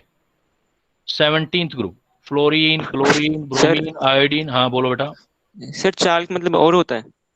चाक उसी में आता है ना, कैल्शियम कार्बोनेट उसी से बनता है ना, इसलिए यस सर, हाँ। और बोलते हैं इसको, चाक से आया है, लेकिन और फॉर्मिंग बोलोगे आप। आपसे पूछा जाएगा कौन सा ग्रुप चाल्कोजन है, तो आप बोलोगे ऑक्सीजन वाली फैमिली है, यस। ऑक्सीजन सल्फर वाली। क्यों, क्योंकि ये और फॉर्म करती है, ज्यादातर और में ऑक्सीजन और सल्फर होता है, दैट्स वाई इसको हम 16th ग्रुप को चाल्कोजन बोलते ओके हैं। सर। नेक्स्ट देखो फिर आपका ये 17th ग्रुप देखो, fluorine, chlorine, bromine, iodine, एस्टेटीन। Fluorine, chlorine, bromine, iodine, एस्टेटीन। तो फ्लोरीन, क्लोरीन, ब्रोमीन, आयोडीन, एस्टेटीन है। तो ये सब जो है, ये क्या मिलते हैं, जो सी वाटर में मिलते हैं। सी वाटर में साल्ट मिलते हैं इनके, जैसे वाटर में क्या मिलता है, समुद्र के पानी में NaCl होता है, नमक बनता है, तो NaCl, तो इनके साल्ट हैं, इसलिए इनको हेलोजन बोलते हैं। तो हेलोजन का मतलब होता है साल्ट फॉर्मिंग।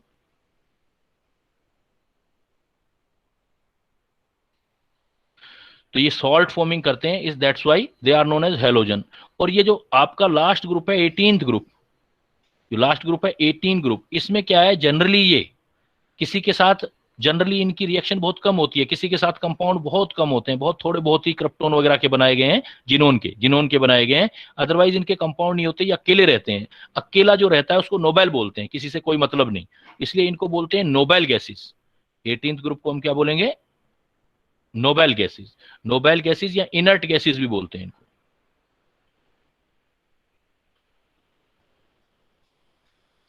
गैस है सारी, तो गैसेस की में बिहेव करती हैं।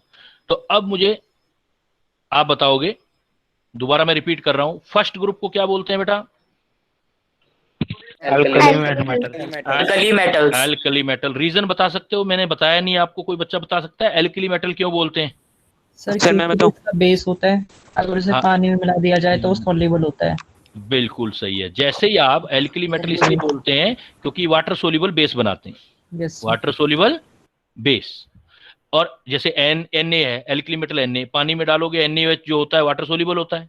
Alkaline earth metal, alkaline earth metal, तो एल्केलाइन अर्थ मेटल जो बोलते हैं वो अर्थ के अंदर जनरली मिलते हैं, इसलिए, लेकिन वो भी वाटर सोल्यूबल बनाते हैं, इसलिए alkaline earth metal second group को बोलते हैं। 17 ग्रुप को क्या बोलते हैं बेटा? निकोजन। Halogens. Halogen. 17 halogens. Group halogen. क्यों बोलते हैं हैलोजन? क्योंकि ये सॉल्ट फॉर्म क्योंकि करता है। सॉल्ट फॉर्मिंग होते हैं। सॉल्ट फॉर्मिंग होते हैं। निकोजन कौन सा ग्रुप होता है, निकोजन? 15। 15। नहीं, थर्ड 3। 3 नहीं बेटा, गलत है, ये 3 नहीं लिखना यहाँ पर, मैंने काट दिया है 3, इसकी जगह 15th ग्रुप लिखवाया है मैंने। निकोजन 15th ग्रुप, नाइट्रोजन फैमिली को निकोजन बोलोगे। क्लियर? तो ऐसे ये कुछ जो है वो चीजें आपने याद करनी है।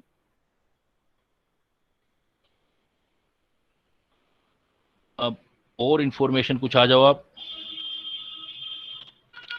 तो इसके अंदर यहां दिया हुआ है पॉइंट, या मैं ऊपर ही डिस्कस कर लूं आपके साथ,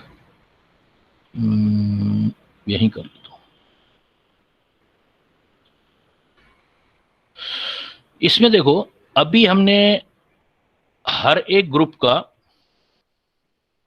जो है S block, P block, D block, F block ये पढ़े थे। तो हर एक ग्रुप का एक हमको फार्मूला पढ़ना है, जनरल फार्मूला।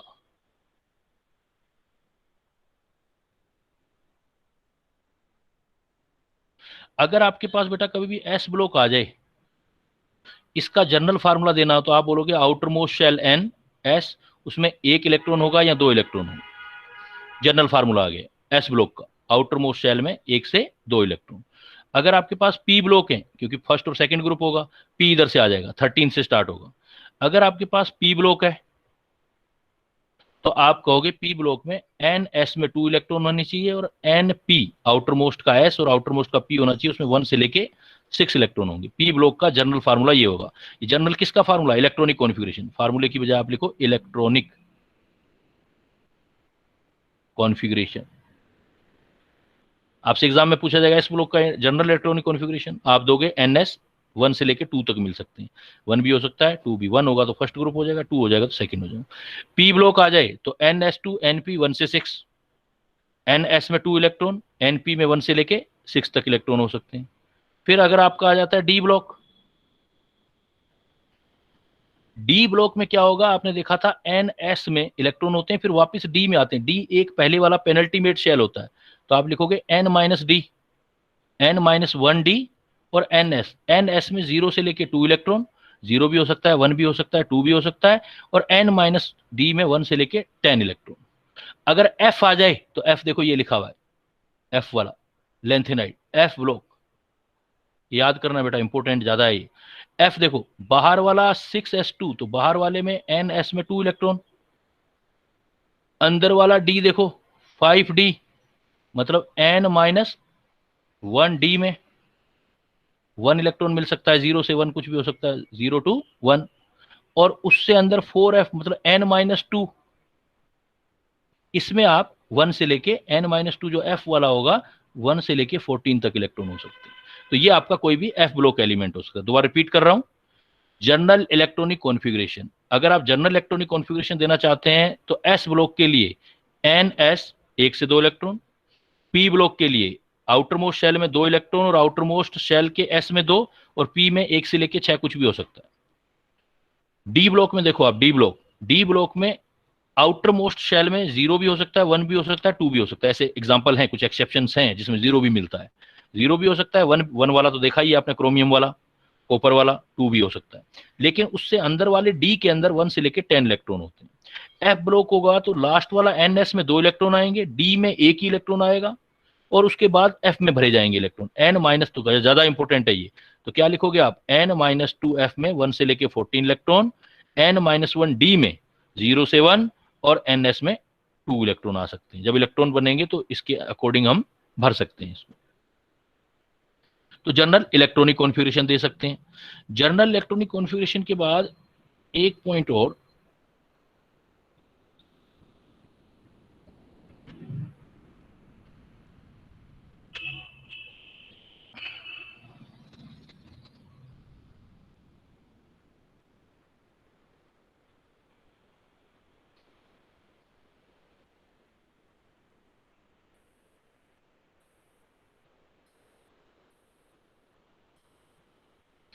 भाई किस ग्रुप में कितने कितने एलिमेंट आते हैं और उसको क्या नाम बोलते हो? तो टोटल आपके पास देखो पीरियड में, किस पीरियड में, तो टोटल आपके पास देखो पीरियड जो बताए हैं मैंने आपको 7 पीरियड बताए।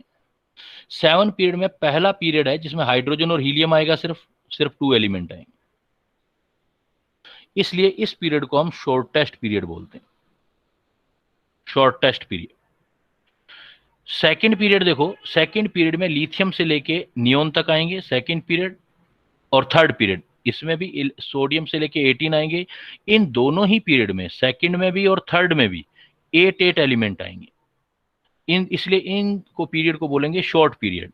तो शॉर्टेस्ट पीरियड आपका है फर्स्ट पीरियड जिसमें सिर्फ हाइड्रोजन और हीलियम है। शॉर्ट पीरियड आपका है सेकंड पीरियड, ये 2 पीरियड है, सेकंड और थर्ड दोनों को शॉर्ट, दोनों में 8 एलिमेंट आएंगे। फोर्थ और फिफ्थ पीरियड जो है, फोर्थ और फिफ्थ, इनमें 18 एलिमेंट आएंगे, इनको बोलेंगे लॉन्ग पीरियड।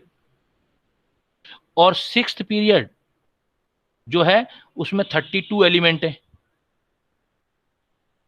फर्स्ट में 2, फिर 8 दोनों में, फिर 18 और 6 में 32, और ये लास्ट वाला भी इनकम्प्लीट माना जा रहा है, इनकम्प्लीट है जो डिस्कवर हो रहे हैं। और इस एलिमेंट को 32 वाले को अभी तक के हिसाब से लॉन्गेस्ट पीरियड बोलते हैं इसको। इसमें भी 32 आ गए तो ये भी लॉन्गेस्ट पीरियड हो जाएगा। 32 एलिमेंट आएंगे तो फर्स्ट पीरियड में 2 एलिमेंट, फिर 8 8, फिर 18 18 और 32 32। तो यहां पर अब मैं कुछ आपको एक्स्ट्रा नॉलेज बता रहा हूं कि भाई ये ऐसा क्यों है। ये तो अब तक तो याद करने वाली सारी बातें आ रही थी, अब अपने याद करने से अलग कुछ नॉलेज की बातें कर लेते हैं। वहीं कर लेते हैं, इसी के साथ कर लेते हैं ना साइड में। ये देखो ऐसा क्यों है कि फर्स्ट पीरियड में 2 एलिमेंट ही हैं, सेकंड में तो नॉलेज क्लाउड। थ्योरी के साथ साथ कुछ अब कुछ एक्स्ट्रा कर लेते हैं, नॉलेज क्लाउड। देखो ऐसा क्यों है बेटा कि वो कह रहा है कि फर्स्ट पीरियड में 2 एलिमेंट हैं, सेकंड में 8 हैं। तो ये जो है ये हमारे रूल्स हैं उनके बेस पर बेस्ड है सर शेल्स के अकॉर्डिंग। हाँ अभी बता रहा हूं मैं। देखो अभी क्या है कि जैसे देखो हमारे क्वांटम नंबर के रूल क्या थे, पीरियोडिक टेबल बनी कैसे है उस पर चलते हैं अब, क्योंकि ये सिंपल सी चीजें, ये तो सिंपल है, याद ही करनी है, कुछ मजेदार चीज सीखते हैं। बनी कैसे है पीरियोडिक टेबल, क्वांटम नंबर के रूल हमारे पास थे। क्वांटम नंबर का रूल ये था हमारे पास कि n की वैल्यू जो है वो 1 से स्टार्ट होगी और इन्फिनिटी तक जाएगी। शेल नंबर 1 से लेके इन्फिनिटी तक होते हैं। और l की वैल्यू का रूल हमने पढ़ा था, कहां से कहां तक होता है l का वैल्यू, 0 से n-1, 0 टू n-1। और m की वैल्यू पढ़ी थी, m का वैल्यू जो आया था हमारे पास, m की वैल्यू पढ़ी थी -l से 0 होते हुए +l तक पढ़ी थी आपने। तो ये क्वांटम नंबर के रूल थे हमारे पास। और फिर इनमें इलेक्ट्रॉन फिलिंग के रूल थे, जिसमें हमें n+l के सम से देखना होता था। n+l ज्यादा होगा तो एनर्जी ज्यादा होगी और इलेक्ट्रॉन फिलिंग करते चले जाएंगे। और एक ऑर्बिटल में ओनली 2 इलेक्ट्रॉन आएंगे, पाउली रूल था। 1 ऑर्बिटल ओनली कंटेन 2 इलेक्ट्रॉन। मतलब कल को आपसे क्वेश्चन बढ़ा देना, कोई चेंज कर दे तो सब कर पाओगे आप। आपको कल को कह दे कि भाई थ्योरेटिकली मान लो एक ऑर्बिटल में 3 इलेक्ट्रॉन हो जाएं तो कब कितने कितने एलिमेंट आएंगे पीरियोडिक टेबल में। अब क्या है, अब देखो इसको, अगर मैं n = 1 लेता हूं, सोल्व करते हैं, फर्स्ट शेल है n = 1, तो l की वैल्यू 1 ही, l की वैल्यू सिर्फ 0 आएगी, 0 टू n-1। n की वैल्यू 1 तो l की वैल्यू 0, और 0 का मतलब s है, और s ऑर्बिटल एक ही होता है, इसलिए हम कहते हैं 1s। और 1s में इलेक्ट्रॉन 2 ही आ सकते हैं, इसलिए फर्स्ट पीरियड ये हो गया फर्स्ट पीरियड। फर्स्ट पीरियड में 2 इलेक्ट्रॉन है, इसका मतलब 2 एलिमेंट है, 2 एलिमेंट। सपोज आ जाओ सेकंड पीरियड में, n = 2। अभी तो आप इसको ही छोड़ो, अभी ये मत देखो, अब n = 2, इस रूल का भी यूज करना होगा, दोनों का कॉम्बिनेशन से पीरियोडिक टेबल बना है। n = 2 है तो बेटा क्या आएगा, l की वैल्यू 0 भी होगी और 1 भी होगी, तो इसका मतलब 2s भी आ गया और 2p भी आ गया। n = 3, तो इसका मतलब l की वैल्यू क्या आएगी, 0 1 2, इसलिए आपका 3 का s भी आ गया, 3 का p भी आ गया, 3 का p भी आ गया। क्लियर? चलो ये बनाना सीख लिया। इससे बात ये क्लियर होगी, जितना शेल नंबर होगा उतने ही एनर्जी लेवल आएंगे। जैसे 1 है तो 1s ही आएगा, 2 है तो 2s और 2p आएगा, इसलिए हम बोलते थे। 3 है तो 3s 3p 3d आएगा, 4 है तो 4s 4p 4d 4f आ जाएगा। अब क्या है, इस बेस पर आप ऑर्बिटल बना लोगे।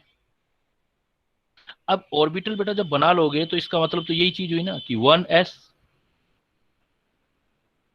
सेकंड स्टार्ट हो गया तो 2s और 2p, थर्ड स्टार्ट हो गया तो 3s 3p और 3d, फोर्थ स्टार्ट हो गया तो 4s 4p 4d और 4f, फिफ्थ स्टार्ट हो गया तो 5s 5p 5d 5f 5g, six start हो गया तो 6s 6p 6d 6f 6g 6s, चलते जाओगे ना बेटा, जितना मर्जी बना लो आप, अब आपसे वो पीरियोडिक टेबल कुछ भी पूछ सकता है आपसे। 7 स्टार्ट हो गया तो देखो 7s, 7p, 7d, 7f, 7g, 7h, आगे चलता जाएगा। ऐसे ही 8s, 8p, आगे भी तो कर सकते हैं हम, ऐसे चलते जाएंगे। 9s, 9p, आगे भी कर सकते हैं हम, आगे भी कर सकते हैं 9s, 9p। अब जब एनर्जी ऑर्डर बनाएंगे, n प्लस r रूल बनाएंगे, तो ऐसे काटोगे आप, n plus r rule, electron fill करना है आप।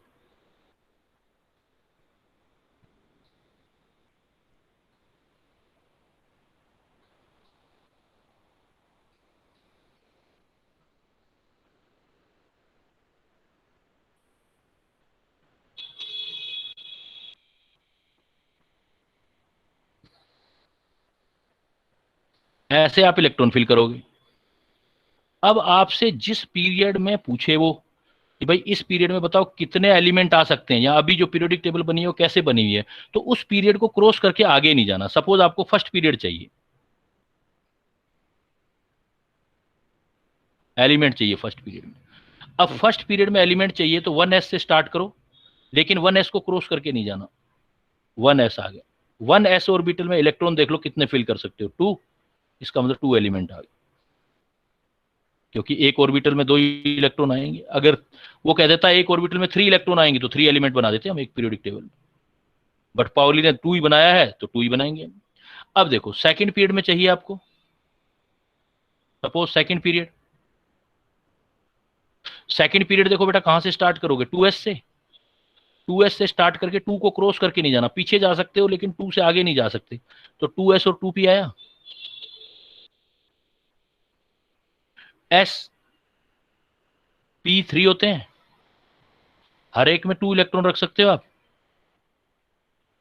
इसका मतलब 2 इसमें आगे, 6 इसमें आगे, इसलिए आप बोलते हो कि सेकंड पीरियड में आपके 8 ही एलिमेंट आएंगे। तो ऐसे बनी है बेटा हमारा पीरियडिक टेबल।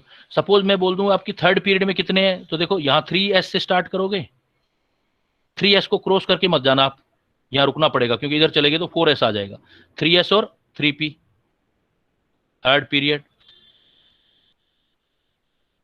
तो थर्ड पीरियड में क्या आया, 3s और 3p। तो p में 2 इलेक्ट्रॉन, 2s में 2 इलेक्ट्रॉन, p में 6 इलेक्ट्रॉन, तो 8 एलिमेंट ही तो आए। दैट इज द रीजन कि जो आपका सेकंड पीरियड या थर्ड पीरियड होता है उसमें 8 एलिमेंट आते हैं। सपोज आपका फोर्थ पीरियड है या फिफ्थ पीरियड, उसमें निकालो आप, देखो फोर्थ, कोई भी बना सकते हो आप। फोर्थ पीरियड देखो, फोर्थ पीरियड है तो ये रहा, 4s से स्टार्ट करोगे, पीछे जा सकते हो, 3 में जा सकते हो लेकिन आगे नहीं जा सकते 4s, तो यहां रुकना पड़ेगा। तो क्या क्या आया देखो, 4s, 4p और 3d, 4s, 4p और 3d। तो कितने इलेक्ट्रॉन आ सकते हैं, 2 इसमें, 6 इसमें, 10 इसमें, कितने आ गए, 6 और 18 एलिमेंट। तभी तो आप कहते हो कि इसमें 18 एलिमेंट आएंगे।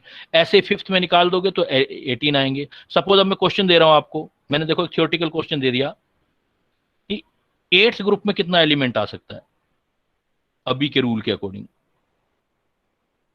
How many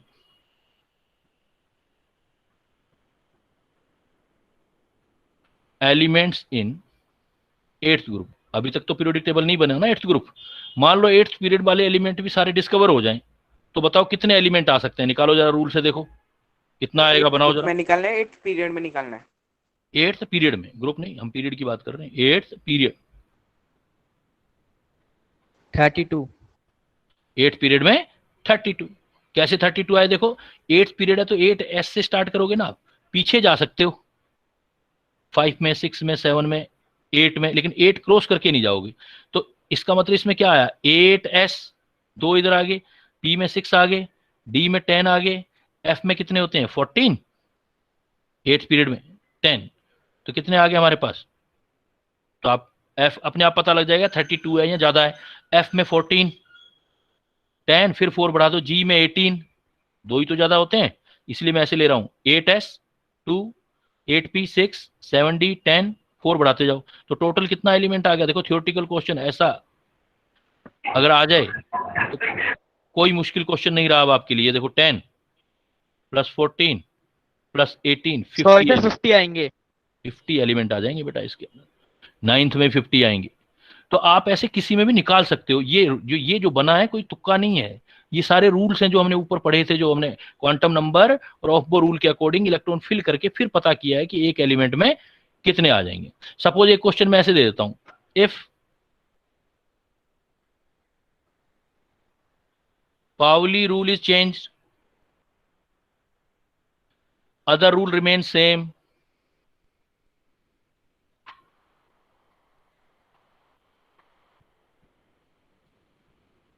and now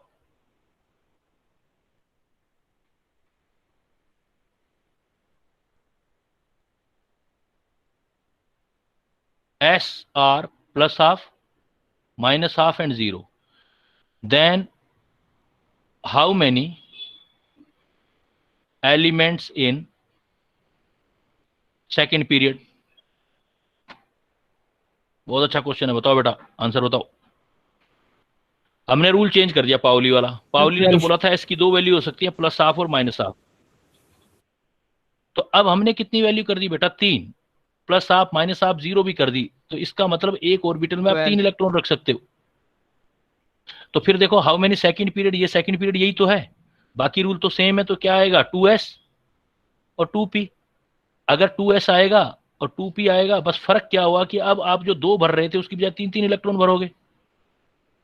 3, 3, 6, 3, 9, 3, 12, answer हो जाएगा 12 हो जाएंगे। यही जो 8 एलिमेंट है हमारी पीरियोडिक टेबल, अगर ऐसा होता, ऐसे साइंटिस्ट डिसाइड करते, तो फिर ये 12 हो जाता। तो ये सारा जो ओरिजिन है, जो ओरिजिन हुआ है पीरियोडिक टेबल का, कोई रट्टा नहीं है। जैसे लोग बोल देते हैं कि इनऑर्गेनिक तो रट्टा है सर, पीरियोडिक टेबल में क्या है, रटनी तो है। तो ये उसकी फॉर्मिंग है, बेस है कि भाई कैसे बना है पीरियोडिक टेबल। तो इन रूल के अकॉर्डिंग आप पीरियोडिक टेबल बना सकते हो। और आप पता कर सकते हो, जो मान लो कल को एग्जाम में आ जाए कि अगर आपका जो आपका 8th पीरियड है, ये 8th पीरियड पूरा भर जाए तो इसमें कितने एलिमेंट रखोगे आप? तो निकाल लिया ना आपने। देखो अगर हमारा 8th पीरियड भी भर गया तो कितने एलिमेंट हो जाएंगे उसके अंदर? 50। हम उसमें 50 कर सकते हैं। लेकिन अभी तो हमारी 7th पीरियड तक है, क्वेश्चन का फॉर्मिंग है, नॉलेज की बात है कि भाई कैसे क्वेश्चन फॉर्म हो सकते हैं।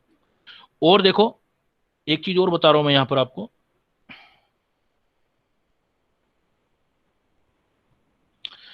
अब हुआ क्या, पहले चलो नॉलेज क्लाउड में एक बात और बताता हूं। अगर आप 100 एटॉमिक नंबर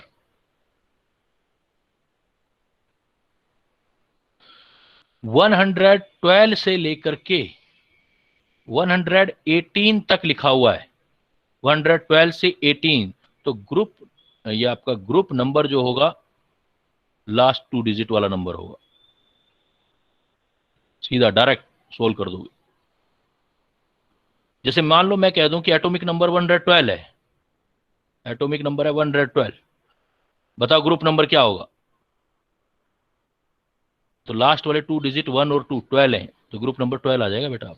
12। मान लो मैं कल को ये बोल देता हूं कि मेरे पास एक एटॉमिक नंबर 117 वाला एलिमेंट डिस्कवर हो गया है, एटॉमिक नंबर 117 वाला एलिमेंट डिस्कवर हो गया है, तो वो किस फैमिली में आएगा? Comes in block. Which family? Halogens. Comes halogens बेटा। लास्ट डिजिट देखो, हेलोजेंस। मैंने क्या बोला? एटॉमिक नंबर 112 से लेके 118 तक ग्रुप नंबर क्या होते हैं? लास्ट 2 डिजिट है। मैंने आपको एटॉमिक नंबर दे दिया 117, तो लास्ट 2 डिजिट कौन से हुए? 117 है ना, तो लास्ट 2 डिजिट तो 17 हुआ। तो इसका मतलब ग्रुप नंबर क्या आ गया? 17। और 17 का मतलब कौन सी फैमिली है वो? आपका हेलोजन। तो 112 से 118 अगर कंप्लीट करके हम कोई एटॉमिक नंबर दे दें, तब भी हम उसमें डिसाइड कर सकते हैं कि हम किस ग्रुप में उसको अंदर रखेंगे। ऐसे ट्रिकी क्वेश्चन पूछे जाएंगे आपसे। अच्छा, अब क्या है कि प्रॉब्लम ये होने लगा कि 100 के बाद जितने भी एलिमेंट डिस्कवर हुए, अगर 2 कंट्री में बेटा वो अलग अलग डिस्कवर हुए, तो हर कंट्री अपने नाम के हिसाब से बोलने लगा कि मेरे कंट्री के ओनर पर इसका नाम रखो, या कोई साइंटिस्ट कहता मेरे नाम पर रखो। तो अब क्या कर दिया? IUPAC नेमिंग कर दी है।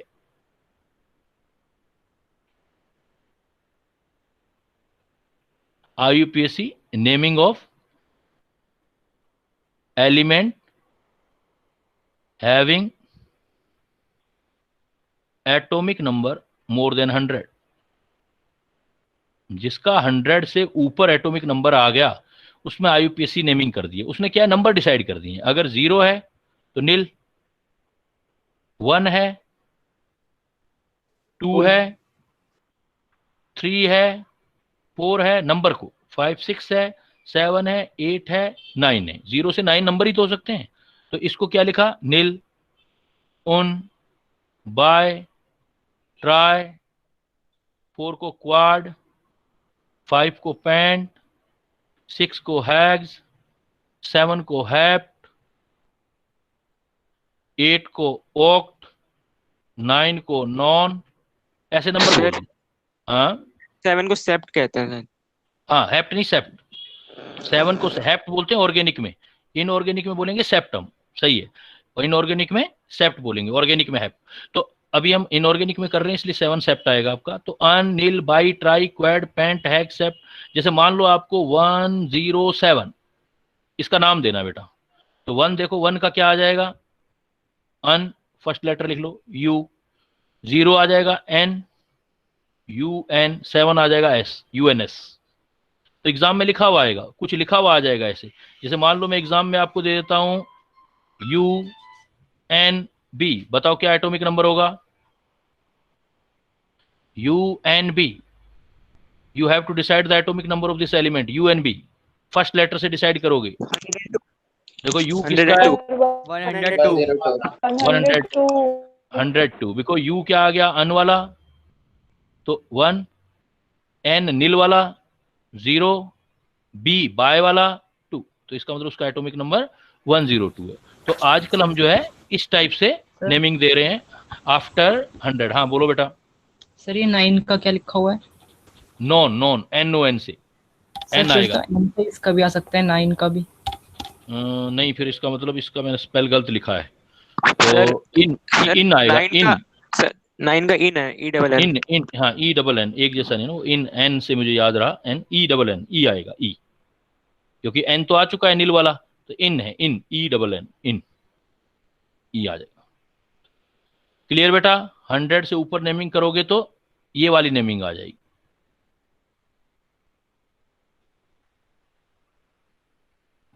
अब आपके पास देखो, एक मैंने आपको बोला था, इसके बारे में बात करते हैं अब।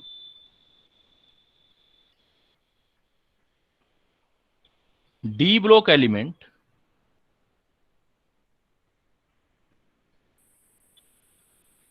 और एक वर्ड पढ़ते हैं transitional element.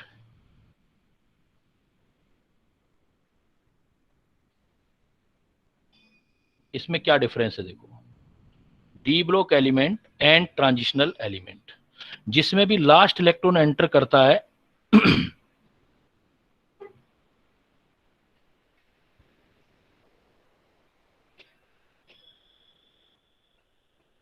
if last electron enters in d orbital, then उसको हम इन डी ऑर्बिटल। तो इसके अंदर कौन कौन से ग्रुप नंबर आए थे अभी हमने पढ़ा, ग्रुप नंबर 3 से लेकर के 12 तक सारे इसी के अंदर आए। इनमें लास्ट इलेक्ट्रॉन और जनरल इलेक्ट्रॉनिक कॉन्फ़िगरेशन पढ़ा आपने,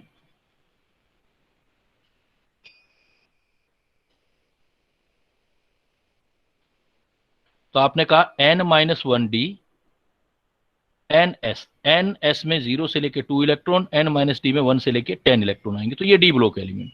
और डी ब्लॉक एलिमेंट जो है 3 से लेके 12 ग्रुप तक। अगर मैं जैसे इसकी एक एग्जांपल बताऊं आपको,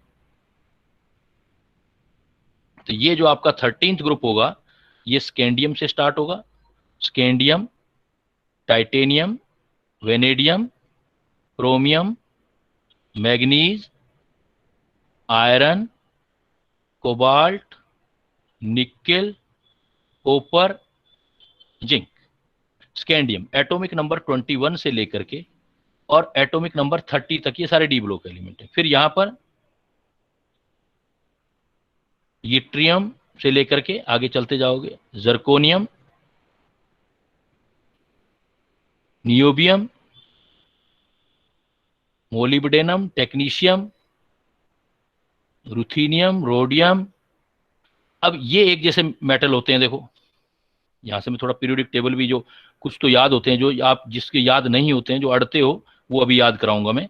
यूट्रियम, जर्कोनियम, नियोबियम, मोलिडियम, टेक्निक, और निकिल, पैलेडियम, प्लेटिनम, ये चमकने वाले मेटल हैं, शाइनिंग मेटल हैं। ये कोइनेज मेटल है, कॉपर, सिल्वर, गोल्ड। और जिंक, कैडमियम, मरकरी, ये सॉफ्ट मेटल है। ये एक जैसे हैं सॉफ्ट मेटल। इवन नो कि मरकरी तो इतना सॉफ्ट हो जाता है, एग्जिस्ट इन लिक्विड, सॉलिड नहीं होता, एग्जिस्ट इन लिक्विड। ये ऐसी मेटल है जो मरकरी लिक्विड में एग्जिस्ट करती है। ये कॉइन वाले मेटल हैं, कॉपर, सिल्वर, गोल्ड, कॉइन बनते हैं इनसे। और ये शाइनिंग वाली मेटल है। इसी टाइप से ये जो होगा वो आपका 38 से स्टार्ट होगा, 38, 39 से लेके 48 तक। फिर यहां से लेंथेनम स्टार्ट आ जाएगा 57, लेकिन लेंथेनम में यहां लेंथेनाइड हो जाएंगे, उनको बाहर निकाल दो 58 से 71, तो यहां 72 वाला स्टार्ट हो जाएगा।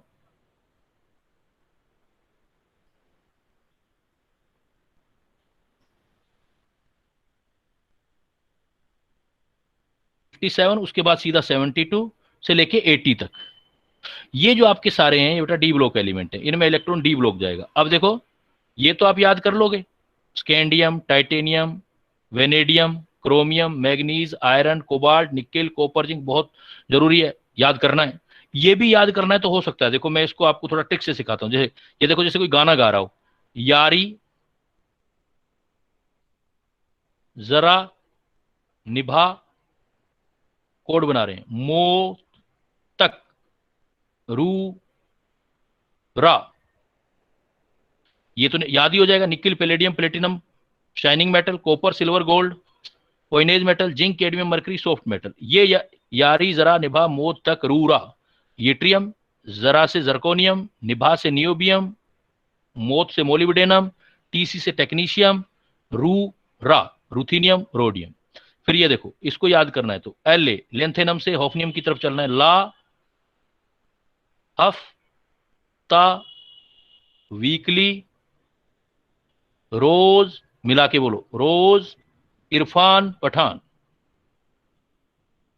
तो पूरी पीरियोडिक टेबल याद कर सकते हैं ऐसे अपने। इरफान, ये पीटी याद हो ही गया, तो ला, हफ्ता, वीकली, रोज, इरफान, पठान। ला लेंथेनम, फिर सीधा हॉफनियम, फिर टेंटेलम, फिर टंगस्टन, सिर्फ टंगस्टन डब्ल्यू होता है, टंगस्टन, रीनियम, ओस्मियम, इरिडियम। तो इस टाइप से ये सारे डी ब्लॉक एलिमेंट में, इसमें ये जो 12th ग्रुप है, 12th ग्रुप को छोड़ के डी ब्लॉक तो सारे हैं, लेकिन इसको छोड़ करके इन सबको ट्रांजिशनल एलिमेंट बोलते हैं।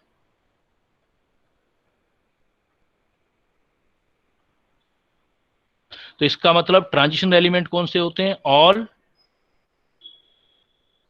D block except soft metal, zinc, cadmium, mercury. Zinc, cadmium और मरकरी को छोड़ के बाकी को ट्रांजिशनल एलिमेंट बोलते हैं। जितने भी ट्रांजिशन एलिमेंट हैं वो डी ब्लॉक एलिमेंट हैं, लेकिन जितने डी ब्लॉक एलिमेंट हैं वो ट्रांजिशनल नहीं है। अब पॉइंट आता है कि ट्रांजिशन मेटल इनको क्यों नहीं बोलते, या किसको हम ट्रांजिशन मेटल बोलते हैं, क्या बेसिक है उसका? तो ये बेसिक ये है बेटा, those D block element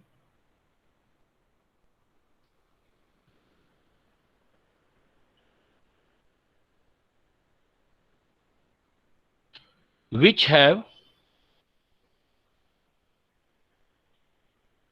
partially filled d orbital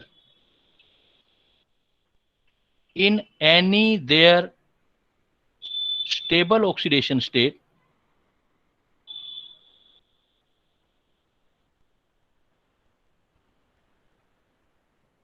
are known as transitional element.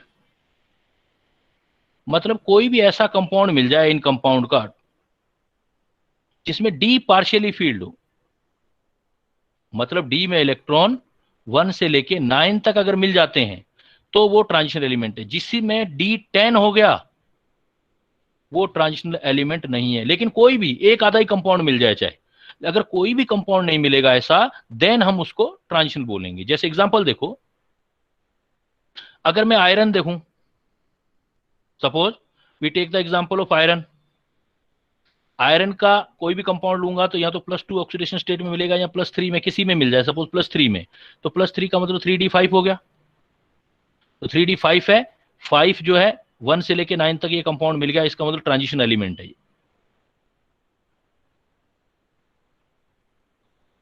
जैसे मैं जिंक का कोई भी कंपाउंड लूंगा तो +2 ऑक्सीडेशन स्टेट में मिलेगा, जैसे ZnCl2, Zn2 जो होगा वो आपका D10 हो गया, D में 10 आ गया, और जिंक का आज तक कोई ऐसा कंपाउंड नहीं मिला है जिसमें D में 10 से कम इलेक्ट्रॉन मिले हो, मतलब ये वाला कॉन्फ़िगरेशन मिला हो, किसी भी any their stable oxidation state मिली हो कोई, इसलिए इसको हम जिंक हो, कैडमियम, इनके सिर्फ इसी में कंपाउंड मिलते हैं, जिंक, कैडमियम और मरकरी, तो इनके 3D 4D10 और 5D10 ही केस मिलते हैं।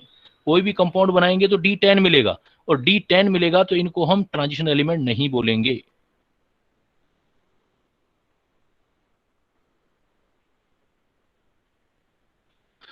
इनमें कंफ्यूजन कर सकता है आपको, जैसे आपका कॉपर वाला, जैसे देखो कॉपर, कॉपर जो होता है +1 तो ओके है, लेकिन +2 भी तो मिलता है, कॉपर +2 मिलता है तो 3D9 हो जाएगा, इसका मतलब ट्रांजिशनल है कॉपर। कोई भी कंपाउंड मिल जाए अगर उसका, तो कॉपर, सिल्वर और गोल्ड को भी हम ऐसे कंपाउंड जरूर मिले हैं जिसके अंदर 1 से 9 है, तो कॉपर, सिल्वर, गोल्ड को हम टिपिकल ट्रांजिशनल एलिमेंट बोलते हैं।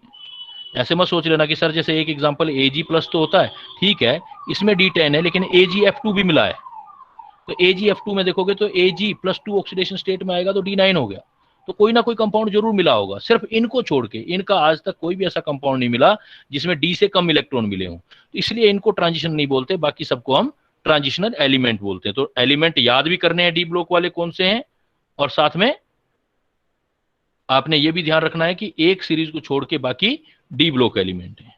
अब आ जाओ पीरियोडिक टेबल में, इधर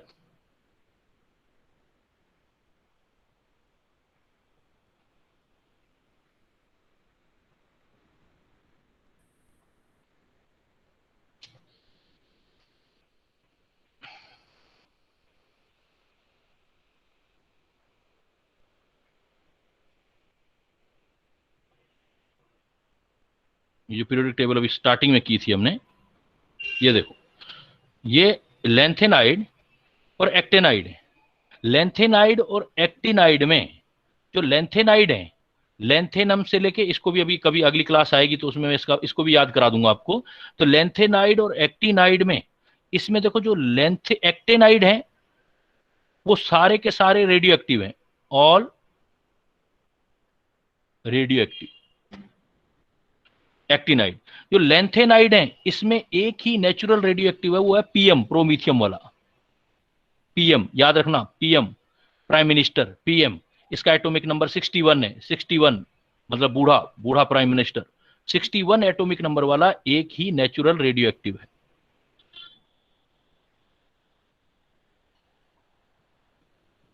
तो आपसे पूछा जाएगा लेंथेनाइड में कौन रेडियो एक्टिव है, तो प्रोमीथियम, PM 61 एटॉमिक नंबर वाला, और एक्टेनाइड सारे रेडियो एक्टिव है। और लेंथेनाइड का एक नाम और है, लेंथेनाइड्स जो होते हैं,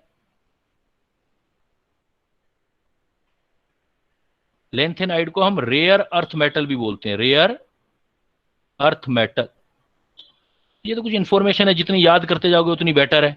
तो लेंथेनाइड को, एक्टिनाइड को नहीं बोलते, सिर्फ लेंथेनाइड को। पहले रेयर थी, पहले जब डिस्कवर नहीं हुई थी, अब तो पता लग गया बहुत सारी अवेलेबल है, अब रेयर नहीं रही है, तो लेंथेनाइड को रेयर अर्थ मेटल बोलते हैं। हाँ, लेंथेनाइड और एक्टिनाइड, ये दोनों की पोजीशन मैंने क्या बताई थी बेटा, कौन से ग्रुप के अंदर है लेंथेनाइड और एक्टिनाइड, कौन सा ग्रुप था, थर्ड। और थर्ड ग्रुप जो है वो स्कैंडियम और इनके साथ है, तो D ब्लॉक के बीच में आते हैं, D ब्लॉक को ट्रांजिशन बोलते हो, इसलिए इन दोनों को मिला के इनर ट्रांजिशन एलिमेंट बोला जाता है, इनर ट्रांजिशनल एलिमेंट। तो D ब्लॉक और F ब्लॉक दोनों को मिला के इनर ट्रांजिशन एलिमेंट। सिर्फ लेंथेनाइड को rare earth metal. D block सारे हैं, लेकिन D ब्लॉक जो है 1 से लेकर 12 ग्रुप तक सारे D ब्लॉक हैं, लेकिन 12th ग्रुप को जो है वो हम ट्रांजिशन एलिमेंट नहीं बोलते, बाकी सारों को ट्रांजिशन एलिमेंट भी बोल देते हैं। तो इस तरह, हाँ फिर एक बार फिर से बता दीजिए क्यों इनर ट्रांजिशन कहते हैं।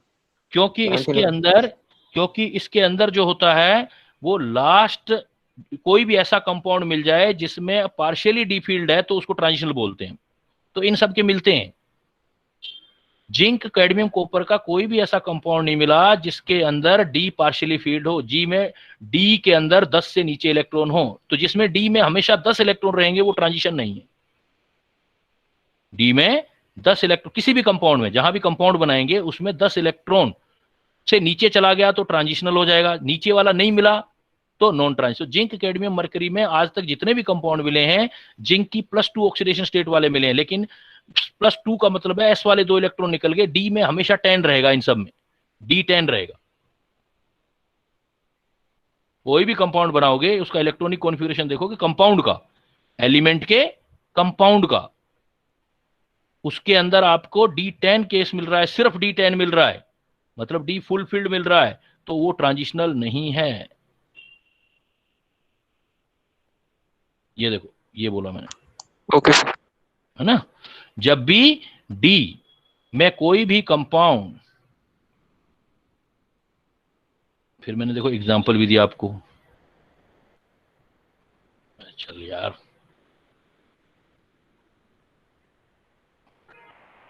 ये देखो, अब कॉपर का कंपाउंड मिल गया ना, Cu+2 मिल गया, CuCl2 होता है, कॉपर सल्फेट होता है, तो +2 का मतलब है 2 इलेक्ट्रॉन कॉपर में निकल गए तो 3d9 आ गया, 10 से नीचे हो गए तो ये ट्रांजिशन हो गया। लेकिन जिंक का तो कोई कंपाउंड नहीं मिला है। जिंक का जैसे ZnCl2 मिला तो Zn+2 है, तो डी में 10 इलेक्ट्रॉन है, तो जिसके ऑलवेज 10 इलेक्ट्रॉन वाले मिलेंगे वो आपका ट्रांजिशनल एलिमेंट नहीं होगा। वो D10 मिलेगा तो 10 से नीचे मिल जाएगा तो ट्रांजिशन होगा। कुछ नॉर्मल क्वेश्चन भी होते हैं बेटा, जैसे ऐसे आपसे पूछा जाएगा कि ऐसी कौन सी नॉन मेटल है जो लिक्विड मिलती है रूम टेम्परेचर पर। Liquid, mercury, non metal, metal नहीं, नॉन मेटल, ब्रोमीन बेटा, ब्रोमीन। मरकरी मेटल है, नॉन मेटल थोड़ी है। ब्रोमीन ये रेड कलर की होती है। हाँ, अगर यही क्वेश्चन आ जाता लिक्विड मेटल, तो मरकरी तो है ही, सीजियम वगैरह भी होती हैं, कुछ गैलियम भी होता है। थोड़ा सा टेम्परेचर बढ़ा दें तो 30 degree, liquid metal up to 30 degree Celsius room temperature पे तो ये होता ही है। तो सीजियम भी, गैलियम भी, ये मिलती हैं। आप ऐसे आ जाता है। एक आता है ब्लैक शिप, किसको बोलते हैं? Black sheep element, black sheep element, काली भेड़। तो ये तो इंफॉर्मेशन है, ये फ्लोरीन को बोलते हैं बेटा। वांडरिंग एलिमेंट, मतलब जिसकी पोजीशन क्लियर नहीं है पीरियोडिक टेबल में। हाइड्रोजन, आवारा, वांडरिंग, तो wandering element hydrogen. Black ship जो है वो फ्लोरीन। लिक्विड नॉन मेटल है ब्रोमीन। लिक्विड मेटल मरकरी है, लेकिन ये भी मेटल में मिल जाते हैं, सीजियम और गैलियम। क्लियर? तो ये सारा इंफॉर्मेटिव है बेटा, जितनी इंफॉर्मेशन है याद कर लो, इजी सा काम है। It is not very difficult task, only memory based things. Next में थोड़ा बहुत कैलकुलेशन जरूर बताऊंगा मैं। ये आपने सारा साथ के साथ याद करते जाना। ये क्वेश्चन दिए हुए, ये मटेरियल आपका मैंने उठाया है, मटेरियल आपके पास, सबके पास अवेलेबल है, उसके क्वेश्चन साथ के साथ करते जाओ। इनऑर्गेनिक करने का यही तरीका है, इसमें कोई ज्यादा ट्रिकी कुछ नहीं है, पिछले चैप्टर की तरह कैलकुलेशंस नहीं है, सिर्फ इंफॉर्मेशंस हैं जो आपको याद करनी है। क्लियर बेटा? Now I am leaving. Do you have any doubt? कोई पूछना चाहता हो? ओके बेटा, I am leaving. See you very soon for next. हाँ बोलो बोलो बेटा। सर जो एक ग्राफ बनाता है रूट न्यू का, मतलब फ्रीक्वेंसी का और एटॉमिक नंबर का, उसका ग्राफ वाई एक्सिस से शुरू होगा या एक्स एक्सिस से शुरू होगा? ये मैंने बनाया था अभी, देखो मैंने मोजले कॉन्सेप्ट कह रहे हो आप, तो मैंने लिखा था under root nu is equal to A Z minus B. अगर इसको सोल्व करेंगे तो ये तो कांस्टेंट है ए और बी, जेड एटॉमिक नंबर है, यस सर, है ना, और ये फ्रीक्वेंसी का अंडर रूट है, yes sir, frequency of X ray. तो अगर मैं इसको सोल्व करूंगा इक्वेशन तो क्या आएगा? Nu A Z minus A B.